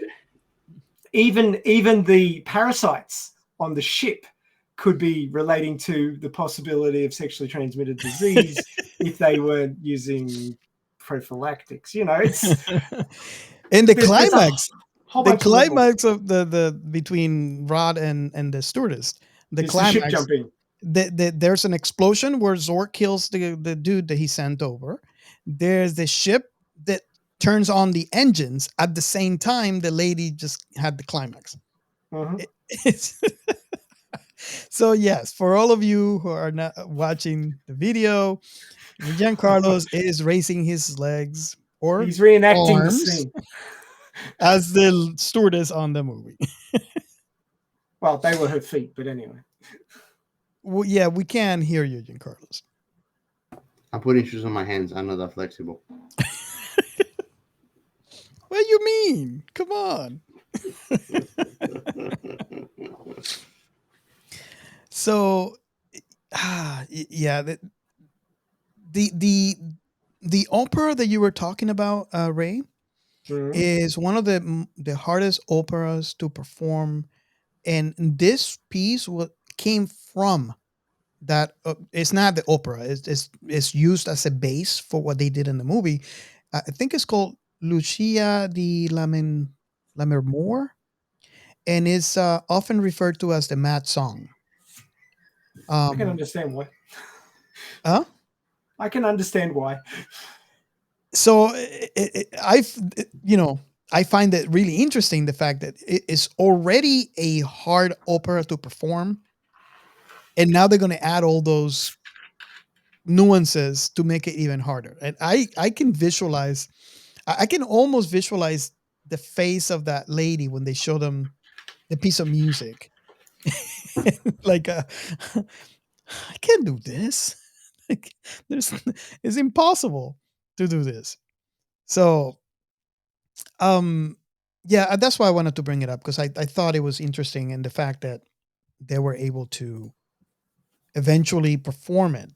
And just like you said, I mean, it's just like any, you practice and you practice and you practice. I'm sure that this person that did it, I think you said it was in China, that Yep. did this piece, they probably practiced for years to get Well, this done. the general consensus is that it takes 10,000 hours of practice to become, top of any field. 10,000 hours. So if you were practicing singing every day for 8 hours, it would take you like 12 years or something like that Wow. without a day off to do 10,000 hours and become top in your field. So this is pretty much a lifetime study. If you're learning music or something. I mean, in China, they really double down on things and they work at it like 12 hours a day, every day without a break. A lot of these people, just Yeah. to excel. When you've got a country with that many people in it, to excel, you have got to go further than anyone else to stand out from that huge crowd. So a lot of these people, commit their lives, like every waking moment, to these sorts of things to become top. And that's what you got to do if you want to be able to do something amazing like that. And it's like three and three-quarter minutes, but it took decades to be able to do it. Yeah. Yeah. And something that, something that hard. I mean, I'm not a singer, but I can recognize how hard that must be for someone to sing. So yes. Um, I wanted to talk about something else too about this movie. This movie is probably one of those few movies that have a lot of quotable Oh moments. yes, so many. So many you can't really count. Um, I wanted to ask you guys, and I don't know if you want me to. I can go first. Um, what would be the first quote that comes to mind when someone mentioned this movie? For me, and every time I think I use it too, is when, which by the way, when Mila meets Corbin for the first time, when she drops into the taxi, Big bada um, boom. big, big fat boy. No one told, no one told, um, uh, Willis that she was going to speak a different language or what she was going to say. So, what you see, his expression on that scene is his real expression. It's his real Is reaction. It's is not the acting. typical is the typical WTF reaction that you would have. So Like, I what the heck can't. are you doing? So he improvised this line, and I don't think that he could ever imagine that this would be one of those most quotable lines in a movie. I mean, this movie has a lot of quotable lines, but this is one of those where he improvised that after having that experience. It's like, what the heck? And I'm assuming as an actor, you need to know what is being said so you can act accordingly. And the fact that no one told him what she is saying in that new language that they invented, he's like, listen, lady, I only speak two languages, English and bad English. And and every time I hear this, it's just, I think I even use it sometimes. Oh, I use it plenty. But after you understand, after But you don't you speak Spanish? It doesn't actually apply, does it? no, but I after I know the fact that no one told him what she is saying on purpose, now I understand that quote a lot more. Especially since it wasn't in the script. It was something that, he just improv. So I don't know. You guys have a favorite line? I mean, it's a hard question because there's so many favorite I lines. know. But anyone you want to talk about that you really adore about this movie? We're sending somebody in to negotiate. Does somebody else want to negotiate? How do you learn to negotiate like that? I wonder. I love that. I think that my favorite lines are just when Ruby's screaming all over the place. Oh, Those are my lines, man. And when they're discovering the bomb, and he asks the priest, and then the priest goes like, "It's a no, my man." oh my God. That's right. Beautiful. He's I don't know if you noticed that guy, for all of you Doctor Who fans, the security officer, his name is Lee Evans. He is Malcolm in Doctor Who. So I don't know if you noticed that. And the reason why I'm mentioning it is because when I saw this after the fact, because as you all guys know, I'm late into Doctor Who. However, The Fifth Element is one of those movies that you rewatch multiple times. And after, I watched Doctor Who, the next time I watched this movie, I wasn't really thinking about Doctor Who. And I watched this movie and I see this guy that I remember from watching him previously. And I'm like, hold on a second. Where did I know this person from? And for all of you who know me, I don't think I could sleep until I find out. It was bugging the crap out of me. It's like, I know him from somewhere. I know I've seen this movie before, but it's not from this movie. And yeah, it was from Doctor Who. Have you guys noticed that before? I mean, I know I'm late to Doctor Who, so and probably Giancarlo's don't even notice this at all because he hasn't watched it yet. But for you, Ray, I don't know if you noticed from the very first time you watched it. I'm an old Doctor Who fan, so I didn't recognize characters from the new Doctor Who as well as from ancient Doctor Who, the 70s and early 80s. So no, I hadn't picked up on that either. Yeah, it was just one of those things that I don't know if it ever happens to you in other movies where you watch someone and just you've seen this person. Bill Paxton. He was in Aliens. He was in Predator. He was in so many sci-fi movies, and he always stood out because he always played somebody who, had a memorable line or two. So Bill Paxton just pops up everywhere. He's all over space. Yeah.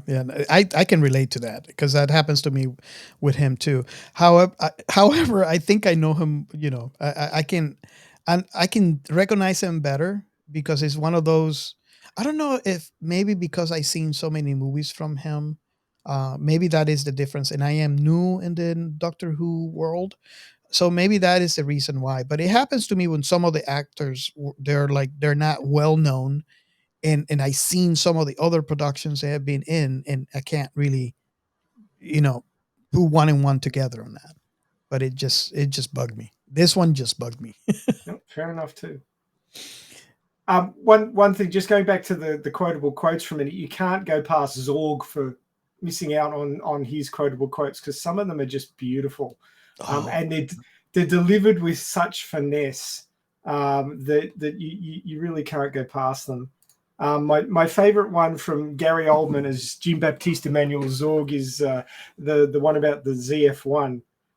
They've just delivered a crate of the multi weapons to the Mangalores, and he's walking away with his offsider, and he says, "You know what I like? I like a killer, a dyed-in-the-wool killer, clean, smooth, methodical, and thorough.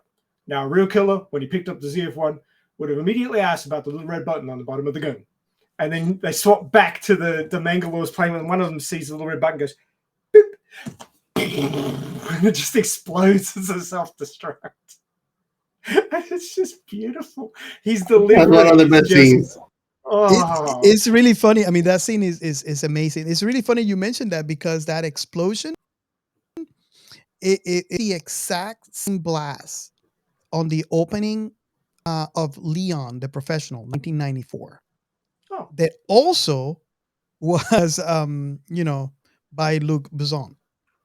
But that line is, he's such a master in what he does. I mean, I and then, I'm sure he practiced and all that stuff, but it's just the way that he performed that line. It's incredible. It's just incredible. But I didn't know if you guys knew that. No, I didn't. That's a new piece of trivia on me. Yeah, after when we were preparing for this, I was reading a lot about this, because there's a lot of questions that I had, and you know how you find things that you were not expecting because you're looking for something else, and that's where I discovered that. I saw that movie, Leon. By the way, I don't know if you guys seen it, but it's a great, it's not sci-fi, but it's a really good movie. But I just figure it was interesting because it's another movie that he worked on. Well, if you don't have to do a special effect because it's fairly generic. Using one from a movie you've done previously makes a lot of sense to save money. It has the same impact. Yeah, yeah. And then it's another Easter egg. People can discover it just like you did and feel really superior that they've noticed the connection. Yeah. So it serves a lot of purposes. So, yeah, this movie, I guess at this point, is very nostalgic, and is I would not mind watching this over. I already watched it a million times, and I'm sure I'm exaggerating, but I wouldn't mind watching it a bit more going forward. Later this year is his 25th release anniversary. Nice. So it's a good time too. Do you think they're gonna add new cuts or stuff like was not known before? I don't really think it needs it. I mean, the thing I was saying before about editing and how it can make things really. Oh yes. You can't see this, but Giancarlo's recreating the scene where they have one match left and they use it to activate. I got no fire. I got no match. Don't breathe. Oh my god. Yeah, it's just come on. I don't have a match. I don't have fire. I just leave it. Come on. It's like a fish out of water. The movie's just packed with little details. Because I mean that they showed that at the beginning of the movie when he just got one cigarette left. But he was talking with his mother, trying to smoke a cigarette, and he couldn't turn it on because his mother was just whining on the phone. Did you and notice he kept on being interrupted? That is interesting. So because of that, he was able to save the world. Yeah. Did you notice that the cigarettes were 3/4 filter and 1/4 cigarette? Yeah. The other way Yeah, I imagine how strong that shit was. or maybe they're filtering a bunch of stuff.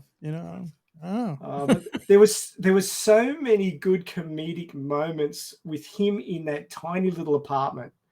There was when the military showed up and they shoved them in the refrigerator. because then No, when they then, tell him that he's going Lulu with this showed up. military woman that looks so busty and like robust, Major iceberg. major Yeah. iceberg, and he's like, "No, I'm not going. I'm not going." And what's wrong with her? And linked to Star Wars, she had the Princess Leia buns on the side. You see what I mean? There's those things all around the movie, but it's not. It doesn't justify, a controversy. That's well played in my book. Ooh. Oh my god, that was classic. And I mean, he had the the three military people shoved in the refrigerator. He had the priest Vito Cornelius wrapped up in the bed, pushed under, And and Lilo he and had, Auto Wash, and she was in the auto wash. That's right. Auto Wash, And then the Okay. cops show up, and he's got to pretend that I'm a meat popsicle. just keeps on going. It's just beautiful. I mean, the writing in this is just top notch. It's next level. They cannot stress enough throughout the whole movie how perfect she is. Mm. And interesting that they picked it over. I think it was 3,000 girls. The audition for this part, and the reason why they said her body, it could be, what was the word that they were using? She could be European, she could be Egyptian, she could be, and they needed something like that because if you notice in the script, she's supposed to be the supreme being. She's an every woman. Exactly. So the reason why they picked her is because she could be from any race. Her body, obviously, not. So I found that really interesting that they did. I think it was about. I have to find it, but I think it's about 3,000 girls that auditioned for that, and she got the part. Wow. You'd I feel think. special, wouldn't you? Yeah, yeah. Special enough to get the director to jump tracks. Well, yeah, it was. I just found that it's 3,000 women. Now that you mentioned that, maybe there was something behind it. It eventually prove itself after. Maybe she gave him the eye and he picked her. There's like wink, wink in the audition room. Who knows? Yeah, who knows? But I just found it interesting after I read it, but it makes sense after I heard your comment. So, oh man, this it's just so much fun. It's just I really enjoy. This is one of those movies that you don't need to think to enjoy. It also everything is so well done visually. And I mean, we're talking about a movie in 1997, right? So uh, visually today still looks good to the point where you don't have to question. Sometimes when you watch something that doesn't look realistic, um, w- you know, this one looks good enough for you to just turn on the TV and just enjoy the movie without really thinking about it, and have that comedic moment. Um, which nowadays we have more and more sci-fi properties that kind of break that box, and I think we have movies like this and other, like Galaxy Quest and other movies like this that helped break them out of a box. And I think once you have a lot more genres together, you can enjoy. Um, I don't know. It's just my opinion, and you guys let me know what you guys feel and how you guys feel about this. But I think the more genres you can include in the movies, the more you can break out and do it well, the more people can enjoy the same property. Exactly Yeah, right. The Venn I agree. diagram for the interest points in this movie is so complicated. It kind of looks like an etch a sketch. The circles crossing each other. Rom com, action, adventure, sci-fi. You could probably put a couple more tags on it, but it really has something for everyone. I think this movie. Yeah, and I think that is what plays into the appeal for this movie. And I might be wrong, but this is just my perception. And how you can talk. This is one of those few movies that at least me, as a sci-fi lover, I can talk to just mainly anyone that probably has seen this movie and enjoy this movie as much as I do, i- i- without them being a sci-fi fan. Does that make sense? Oh, for sure. Yeah. I mean, the a lot of science fiction movies, the science, the fiction part of the science is up front and center. They really rely on it to carry the interest in the story. And this movie doesn't do that. This movie has great acting, great plotting and story development, comedy, romance. It's got all these other things, so it doesn't rely so heavily on the science to, drag the sci-fi geeks in. It's got, as I said, it's got something for everybody. It's got a whole lot more than a lot of science fiction properties do. So rather than, like you look at Back to the Future Part 2, when they go to the future, all the future tech was thrown right in your face. The Jaws 27 with the big 3D shark leaping out, and the hoverboards and the jacket and the auto racing shoes and all that stuff. They just kept throwing technology. Like, this is what we think technology will be like in 2016. Bullshit. But they spent so much time throwing that all in your face to get people interested that it felt like the story just sort of took a back seat for 10 minutes, because this is what they were focusing on. But it never happens in this movie. The movie is about the story, and the science, the technology, and the science of the science fiction just is a supporting part, which is what it should be. And that way it becomes a natural element. There's no sort of shoving it in your face. None of it feels, so pushed forward into the camera that it feels out of place, like it's too focused on, if you get what I'm saying. It's all just part of the backdrop, and that's what makes it feel really grounded and really natural, in that nobody's making a big deal about it. I mean, Mila's there eating what's left of a turkey, and she finishes it up and she puts it down on the counter. She picks this little thing up, puts it in like what looks like a microwave, because while she's talking, and she is ding, and pulls out a whole nother turkey and just starts munching down on it. And that was just completely normal. It's like just reintegrated food from a little pill. And that's like supreme technology. And it's just like you'd microwave something at home from the fridge. It was just normal. And then nobody was making a big deal of it. It wasn't pushed front and center, but you notice it because it's so unusual. And it has, I think, a greater impact when it's in the background and just happening normally. And you go, hey, what the hell was, wow. Rather than going, hey, look at this, look at this, look at this, look at this. It's just a storytelling technique where you let things rest on their own laurels rather than pushing them in the face of the audience. And I think that it makes this movie seem so much more natural in its future presentation than a lot of other movies where the technology is like, look at this, look at this, look at this. It's like what the animes do when the anime is actually explaining you how things work before they introduce it. Oh yeah.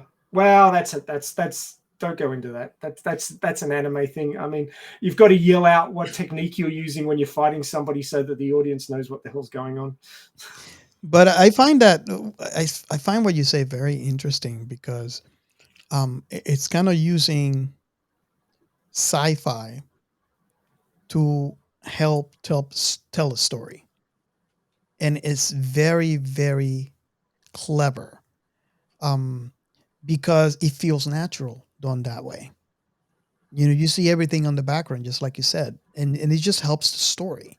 It's almost very, the word that I'm looking for, interactive, where the story places you in the scene with just showing you.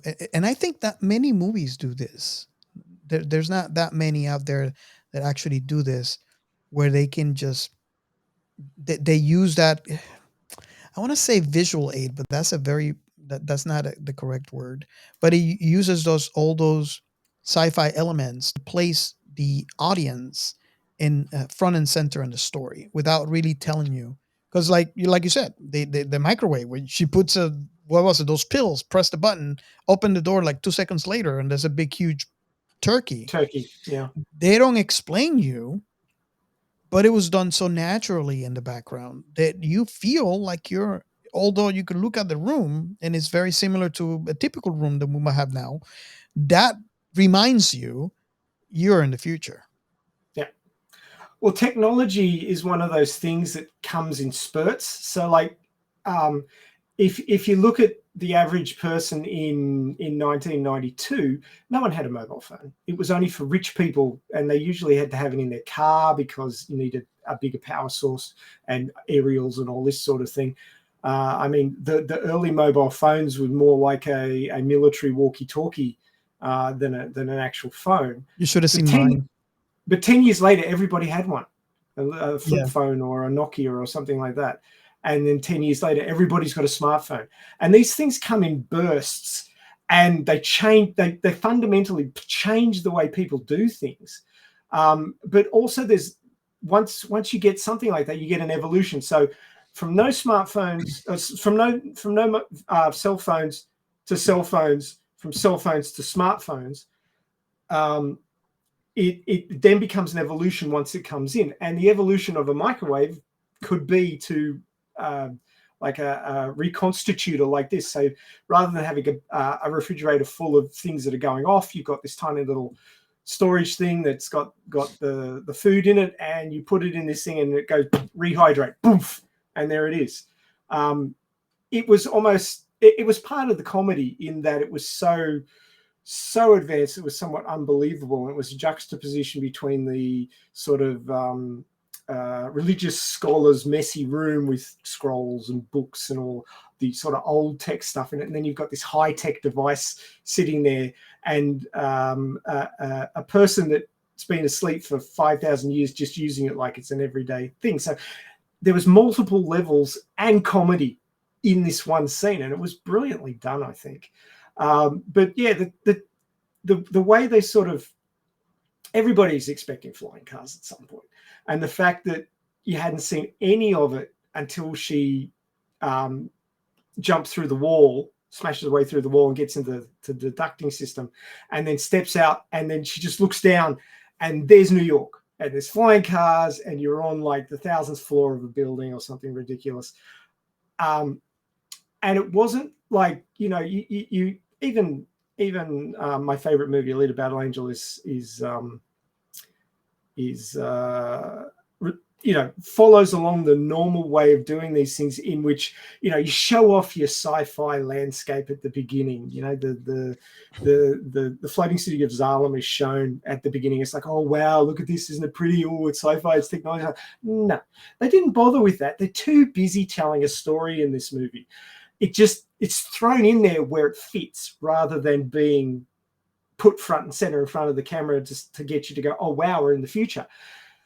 There's a girl, she's been reconstituted basically in this pod thing. She breaks out when she's not supposed to be able to, because she's the supreme being. She can do whatever the hell she wants. And then she escapes out of this building and discovers she's in a massively tall building in a city with flying cars in it. It's like, and as the audience surrogate, she's as shocked as we are. And I think that plays better to telling a story from a personal point of view than these big sweeping shots of, flying cars and space city and stuff like that. They certainly do that when the shuttle takes off later, but it's not the introduction. Mm-hmm. The introduction is from a personal point of view, and I think that works better in a lot of cases than the big sweeping, oh, look, this is sci-fi shots that a lot of movies take as the way to introduce their new palette of science fiction. I think so it helps play the story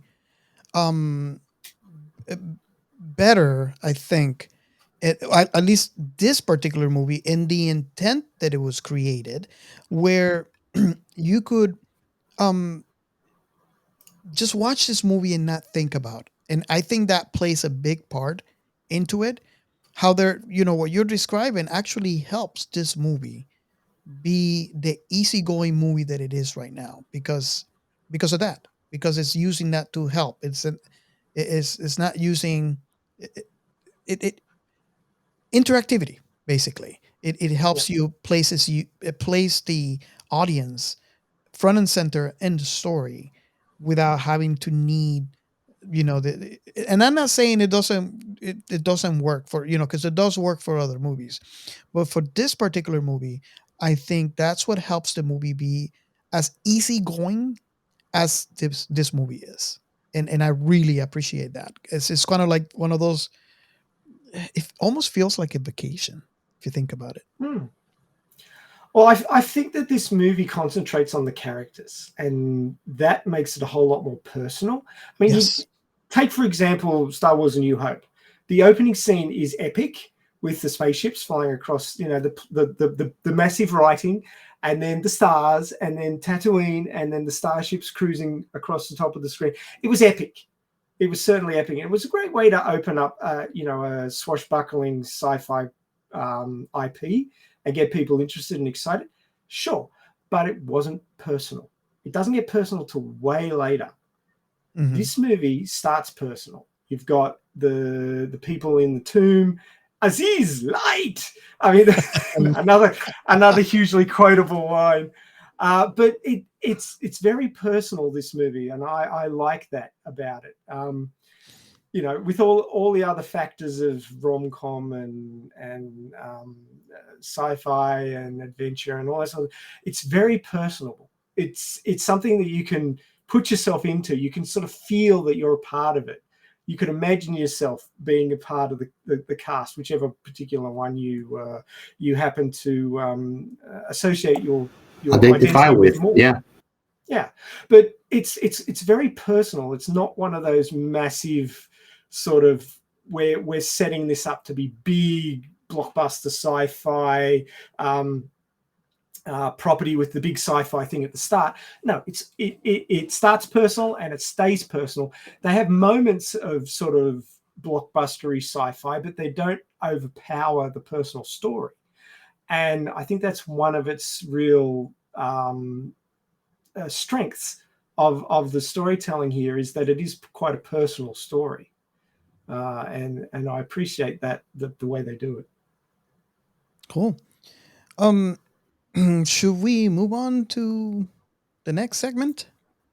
Sure. Just as a segue, Okay. so because it's personal rather than trying to be super sci-fi, the technology doesn't sit front and center. It's just part of the backdrop, and so that makes it feel way more natural. And a lot of it is extrapolations of what we have now, which makes it a lot easier to do the next segment. Okay. The science in sci-fi. Okay. Oops, I just pulled a screen out that I didn't want to pull out, but there we go.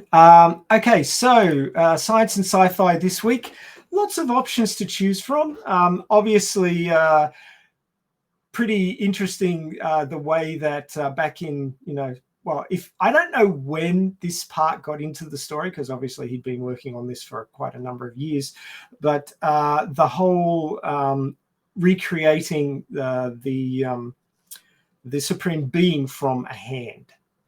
So they go and put the hand into that tube thing, and then the machinery comes down and it starts rebuilding her, and you can see it putting bits of bone in and bits of flesh in and making her up. And they've taken the genes from, presuming that she's human enough to work in the same fashion as the biology of this planet. Every cell in your body has the genes to create you. There isn't. That's not entirely correct. There's a couple of cells in your body, like your gonads, that will split in half because it's got to combine with somebody else to make a new person. But all your somatic cells, which is like your skin, your muscles, your eyes, your brain, have all the genetics required to create a person. So you only really need one functional cell with the genome intact to, theoretically, if you know how to grow a person, to recreate them. So the technology in this movie makes sense in that they had her hand, so they took a cell, they read her genetics, discovered that she had amazing genetics. She had a lot more genetic information. They call them mammo groups. I've never really heard that statement before. That's a future tech statement. But they basically took her genetics as they stood and recreated her. Now, it's interesting that the genes that a human has to create them, a lot of it's been modified by virus that's got into our cells over time. Obviously, if your body gets invaded by a virus, if it doesn't invade your gonads, it won't change your genetics for the next generation. So obviously, all these viruses that have added themselves into our genes, and a lot of them are sitting there dormant, basically have got into your gonads and entered into the genes at that stage so that they could be passed on to the next generation. They actually used to think that there was a lot of genes in the human genome that were of virus of orange. They've actually, from research in the last 20 years, they've realized that that's not the case now. There's just a lot of genes that no longer get activated. They've lost their primers, so they no longer activate, and they're just sitting there dormant.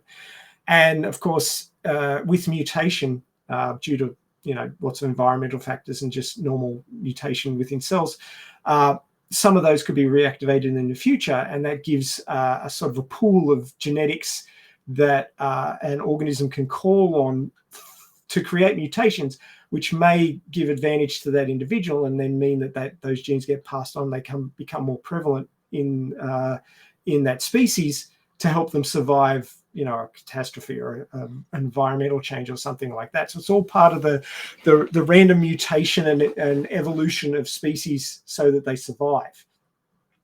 That's how we've worked out what it means. It doesn't seem to be something that we understand is being created deliberately. It's just the way the thing happens to work. So jumping back to the movie and what was happening in there, they've basically 3D printed a new Supreme Being from the little bit that they had left after the Mondo Shemin ship was forced to crash. So interesting thing, back in those days, there was no such technology, but now we have a thing called 3D bioprinting. A lot of people have a 3D printer that uses plastic to recreate models and things like that from computerized templates. And they can make their own, figures for wargaming and models and things like that. Or actually, where I used to work, they had 3D metal printing, and I actually have on my keychain a 3D metal printed bottle opener. Haven't had much use for it recently since I stopped drinking, but this is actually a 3D printed bottle opener, and you can actually see that there's a gauze. Oops, where's my camera? There's actually a gauze in this bit here. It's really fine. So this has been 3D metal printed. So you can actually print in metal, which is interesting. They were working on different alloys and what they could use. That's stainless steel.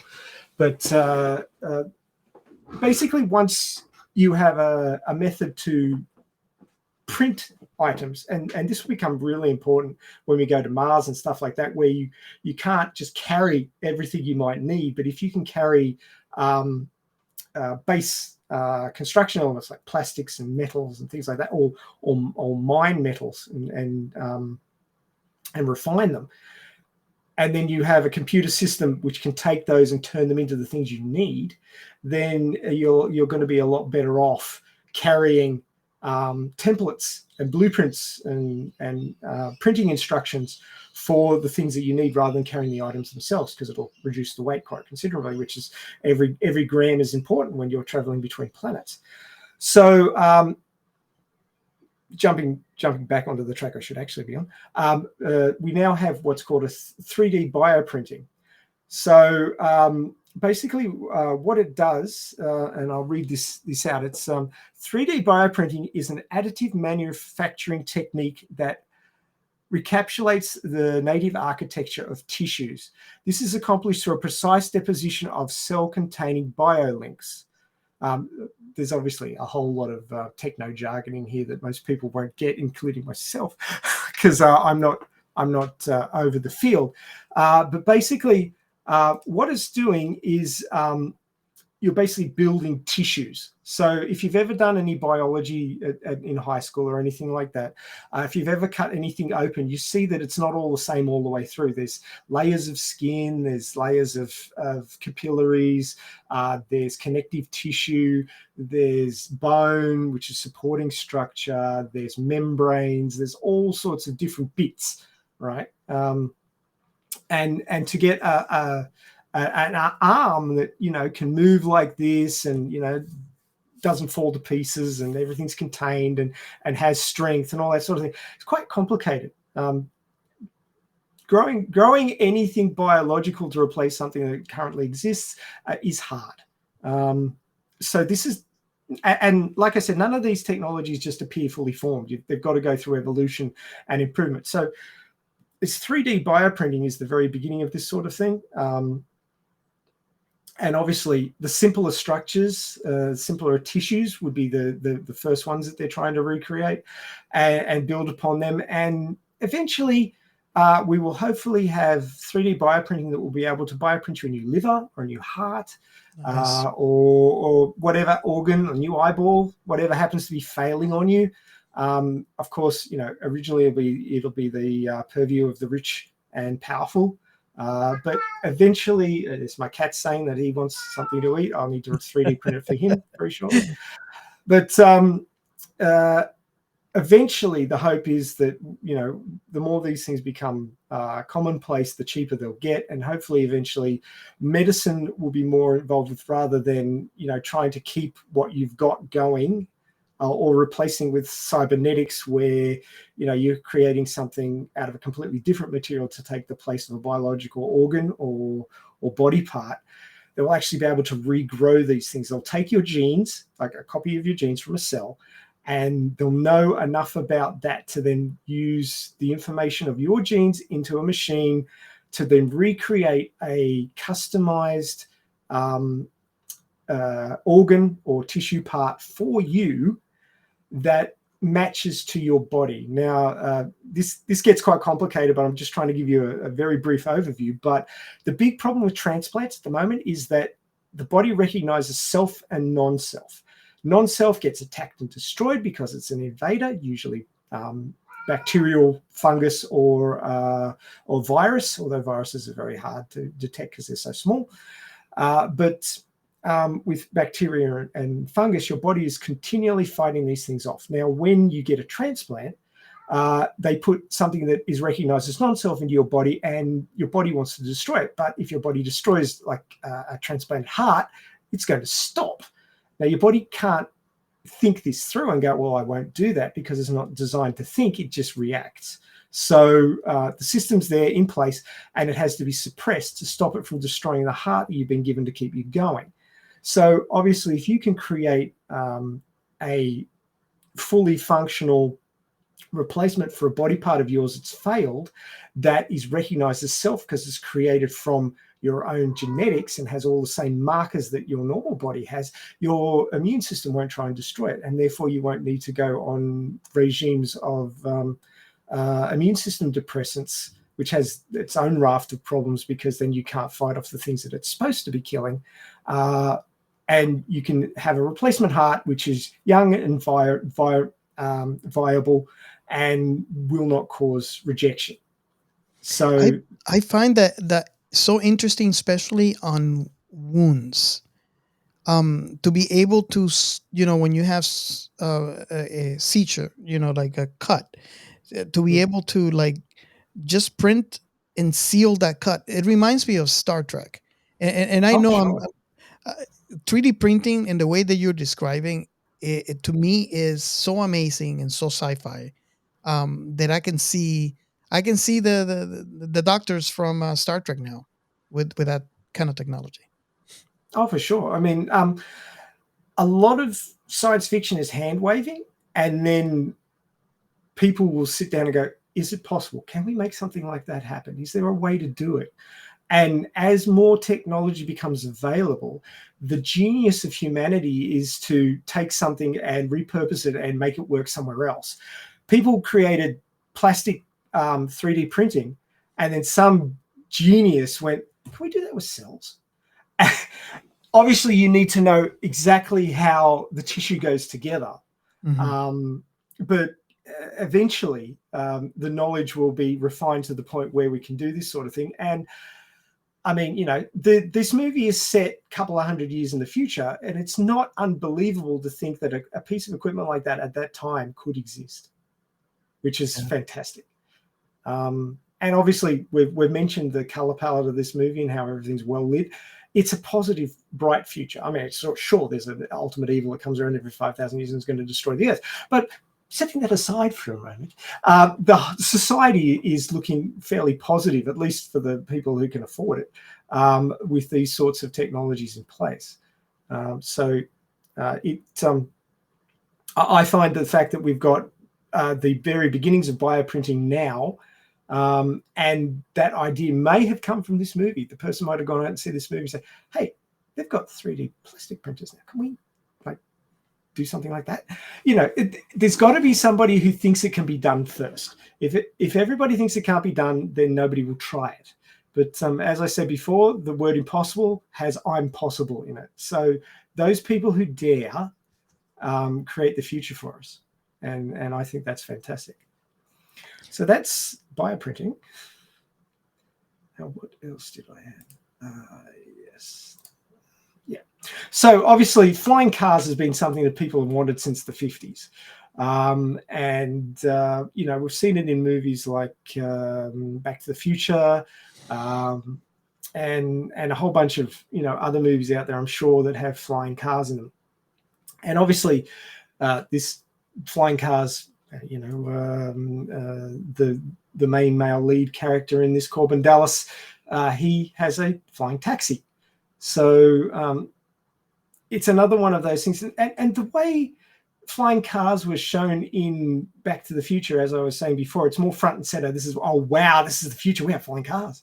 But the way it was presented here was much more subtly. It's just like, oh, I've jumped off a building and landed in a flying car. And the flying car wasn't the front and center thing. It was the story between these two people, who one of them happened to fall into a flying car. As I said before, I like the way they treated the technology, and it's just another part of the everyday. It's not something everyone should be wowed about as soon as it comes on screen. But of course, you know, 2016 came and went, or was it 2015? And we didn't have a flying DeLorean. They are still working on flying cars. It's not something that has been given up on. Anti-gravity is still a little bit tricky. Superconductors aside, there usually needs to be gravitational magnetic effects in two places rather than just in a vehicle. But flying cars are still being worked on, and they're going more in the direction of, if you look at delivery drones that we have now with multiple fans, rather than using some sort of anti-gravity technology, which is still hasn't been brought to fruition yet. A lot of car manufacturers are now looking at more along the lines of multi-fan hover units, things that can be held up like, we've had helicopters since the 50s, but helicopters are big and noisy and the blades are dangerous. You can't really give helicopters to the average Joe, especially, you know, if they're going to go down to the pub and have a drink and then fly home. But car manufacturers are looking more on contained rotors, lots of small ones rather than a big one. And with the improvement in batteries, thanks to Tesla and various other forays into the electric car field, it's becoming more possible to create something, at least on short distances, can be a personal flying vehicle. So I've got an article here from Digital Trends. It's 14 awesome flying taxis and cars that are currently in development.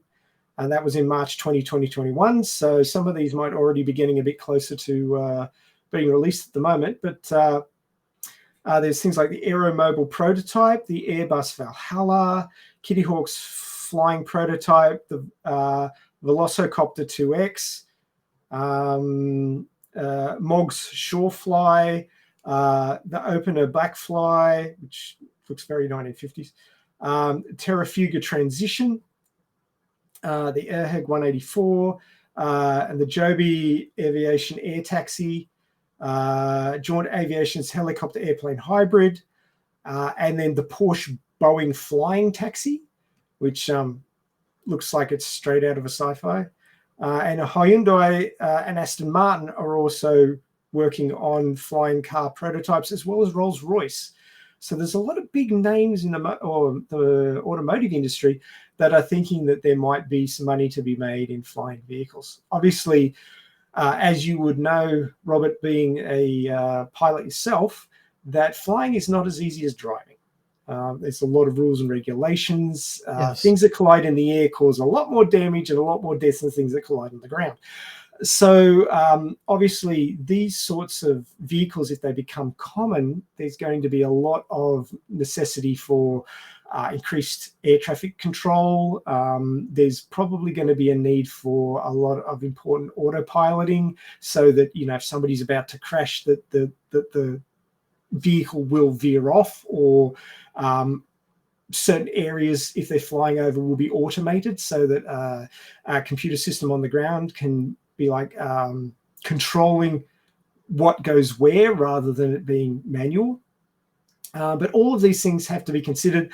Laws for flying in populated areas and all these sorts of things. Certainly having a car come through your roof would be way worse than having a car come through your wall.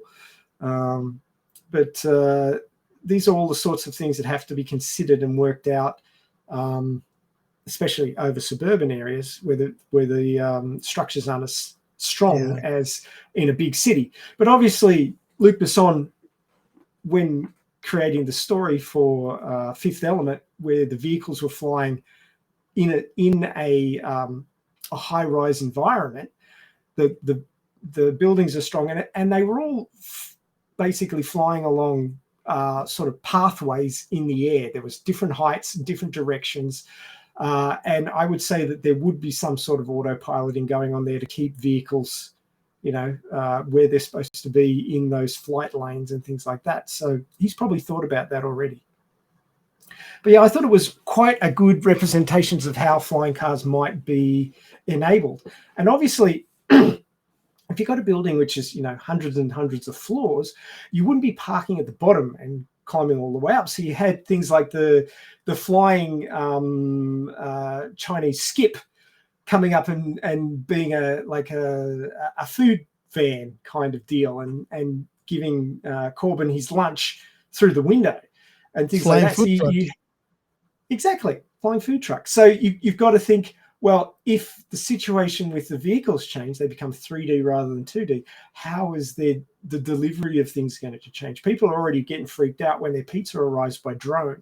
But this is another step beyond that. So it's all got to come to play as how will the change in technology, and this is a pretty major change in technology, you're going from two axis to a 3-axis.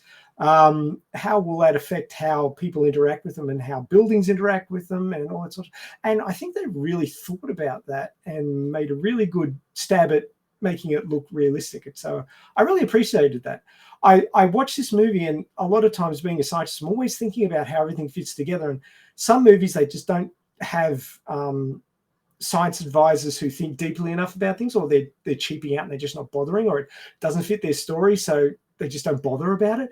And it really hits me as a scientist, that does not make sense. There's no way that would happen. There's a huge logic hole here that the flying truck is flying into. And this movie didn't have those, as far as I could tell. There's nothing that sort of threw me out of the narrative because it didn't make sense. So I really appreciate that. And that's back in 97. So, I mean, they really went to town on this and did it right. So I really appreciate it. Yeah, it shows that they did a lot of reading to make it look for the way sure. that it looked right now. So I really appreciate that, and it actually plays into how, you know, easy going is this movie is. You know, that not something that, you know, it could be saved from other movies. Well, it also plays into how the story hasn't aged. It doesn't feel like a 25-year-old story. It doesn't feel like a 25-year-old movie.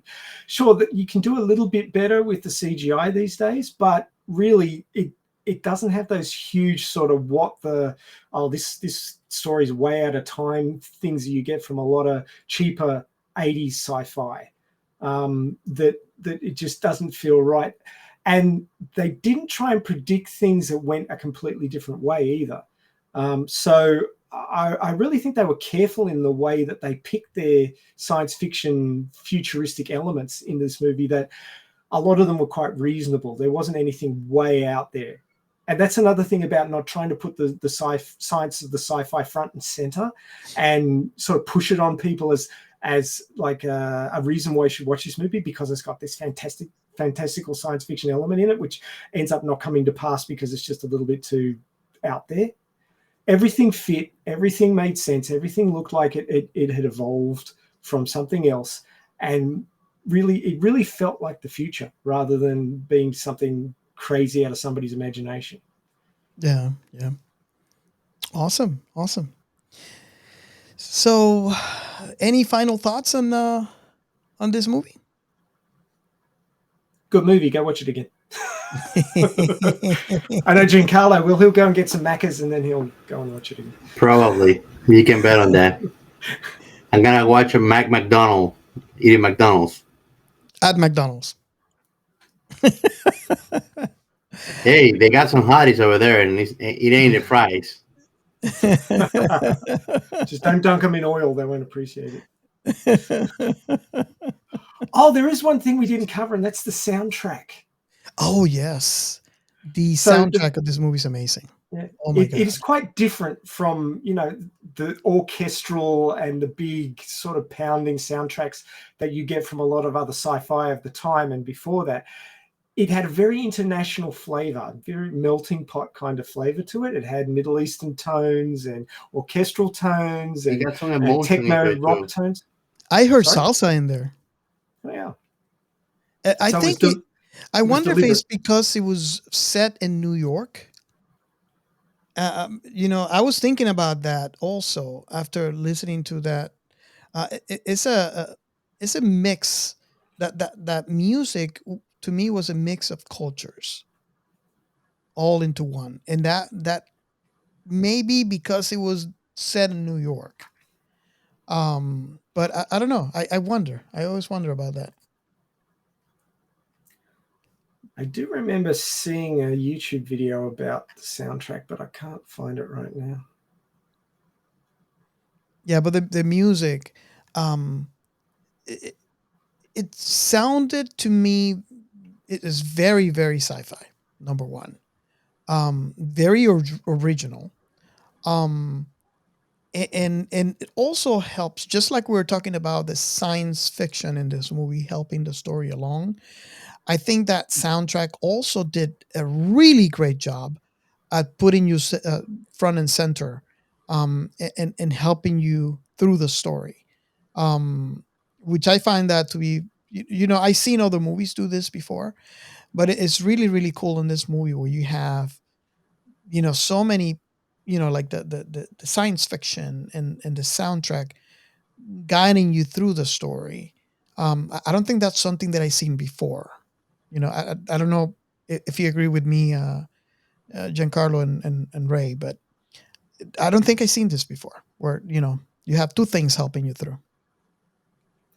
Well, I mean, a well-constructed movie uses every component, audio, music, visuals, the tone of the lighting, everything.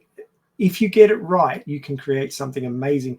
And it looks effortlessly amazing as well, which, it lets you sit in the story comfortably like a big lounge chair and go along with what's happening without pulling you out of the story because something doesn't quite click, something doesn't quite feel right. And this movie is like that in that it feels very comfortable, and probably feels very comfortable for a lot of people because of the varying elements all brought together to make the whole. I'm just looking at the soundtrack section on the Wikipedia page for The Fifth Element, and it says Sierra also used many non-French influences, such as the Stalinist fanfare heard before the spaceport sequences, the reggae piece played in preparation for the space part, the hula music that greets the passengers when they arrive at Floston. So it's a very international flavor to this movie. I agree. Okay, so I think this brings, unless Giancarlo's had any final said, this brings conclusion to this episode. He's ordering Macca's on his phone to go and pick it up. No, I had to go in person there, man. I'm not that well advanced in technology. So, you guys, thank you so much for being here with us again for another episode of Science Fiction Remnant Season 2. Appreciate you being with us and hope to see you on future episodes. And how we would say in the divine language is Apipo Sen. Goodbye and see you later. Bye-bye.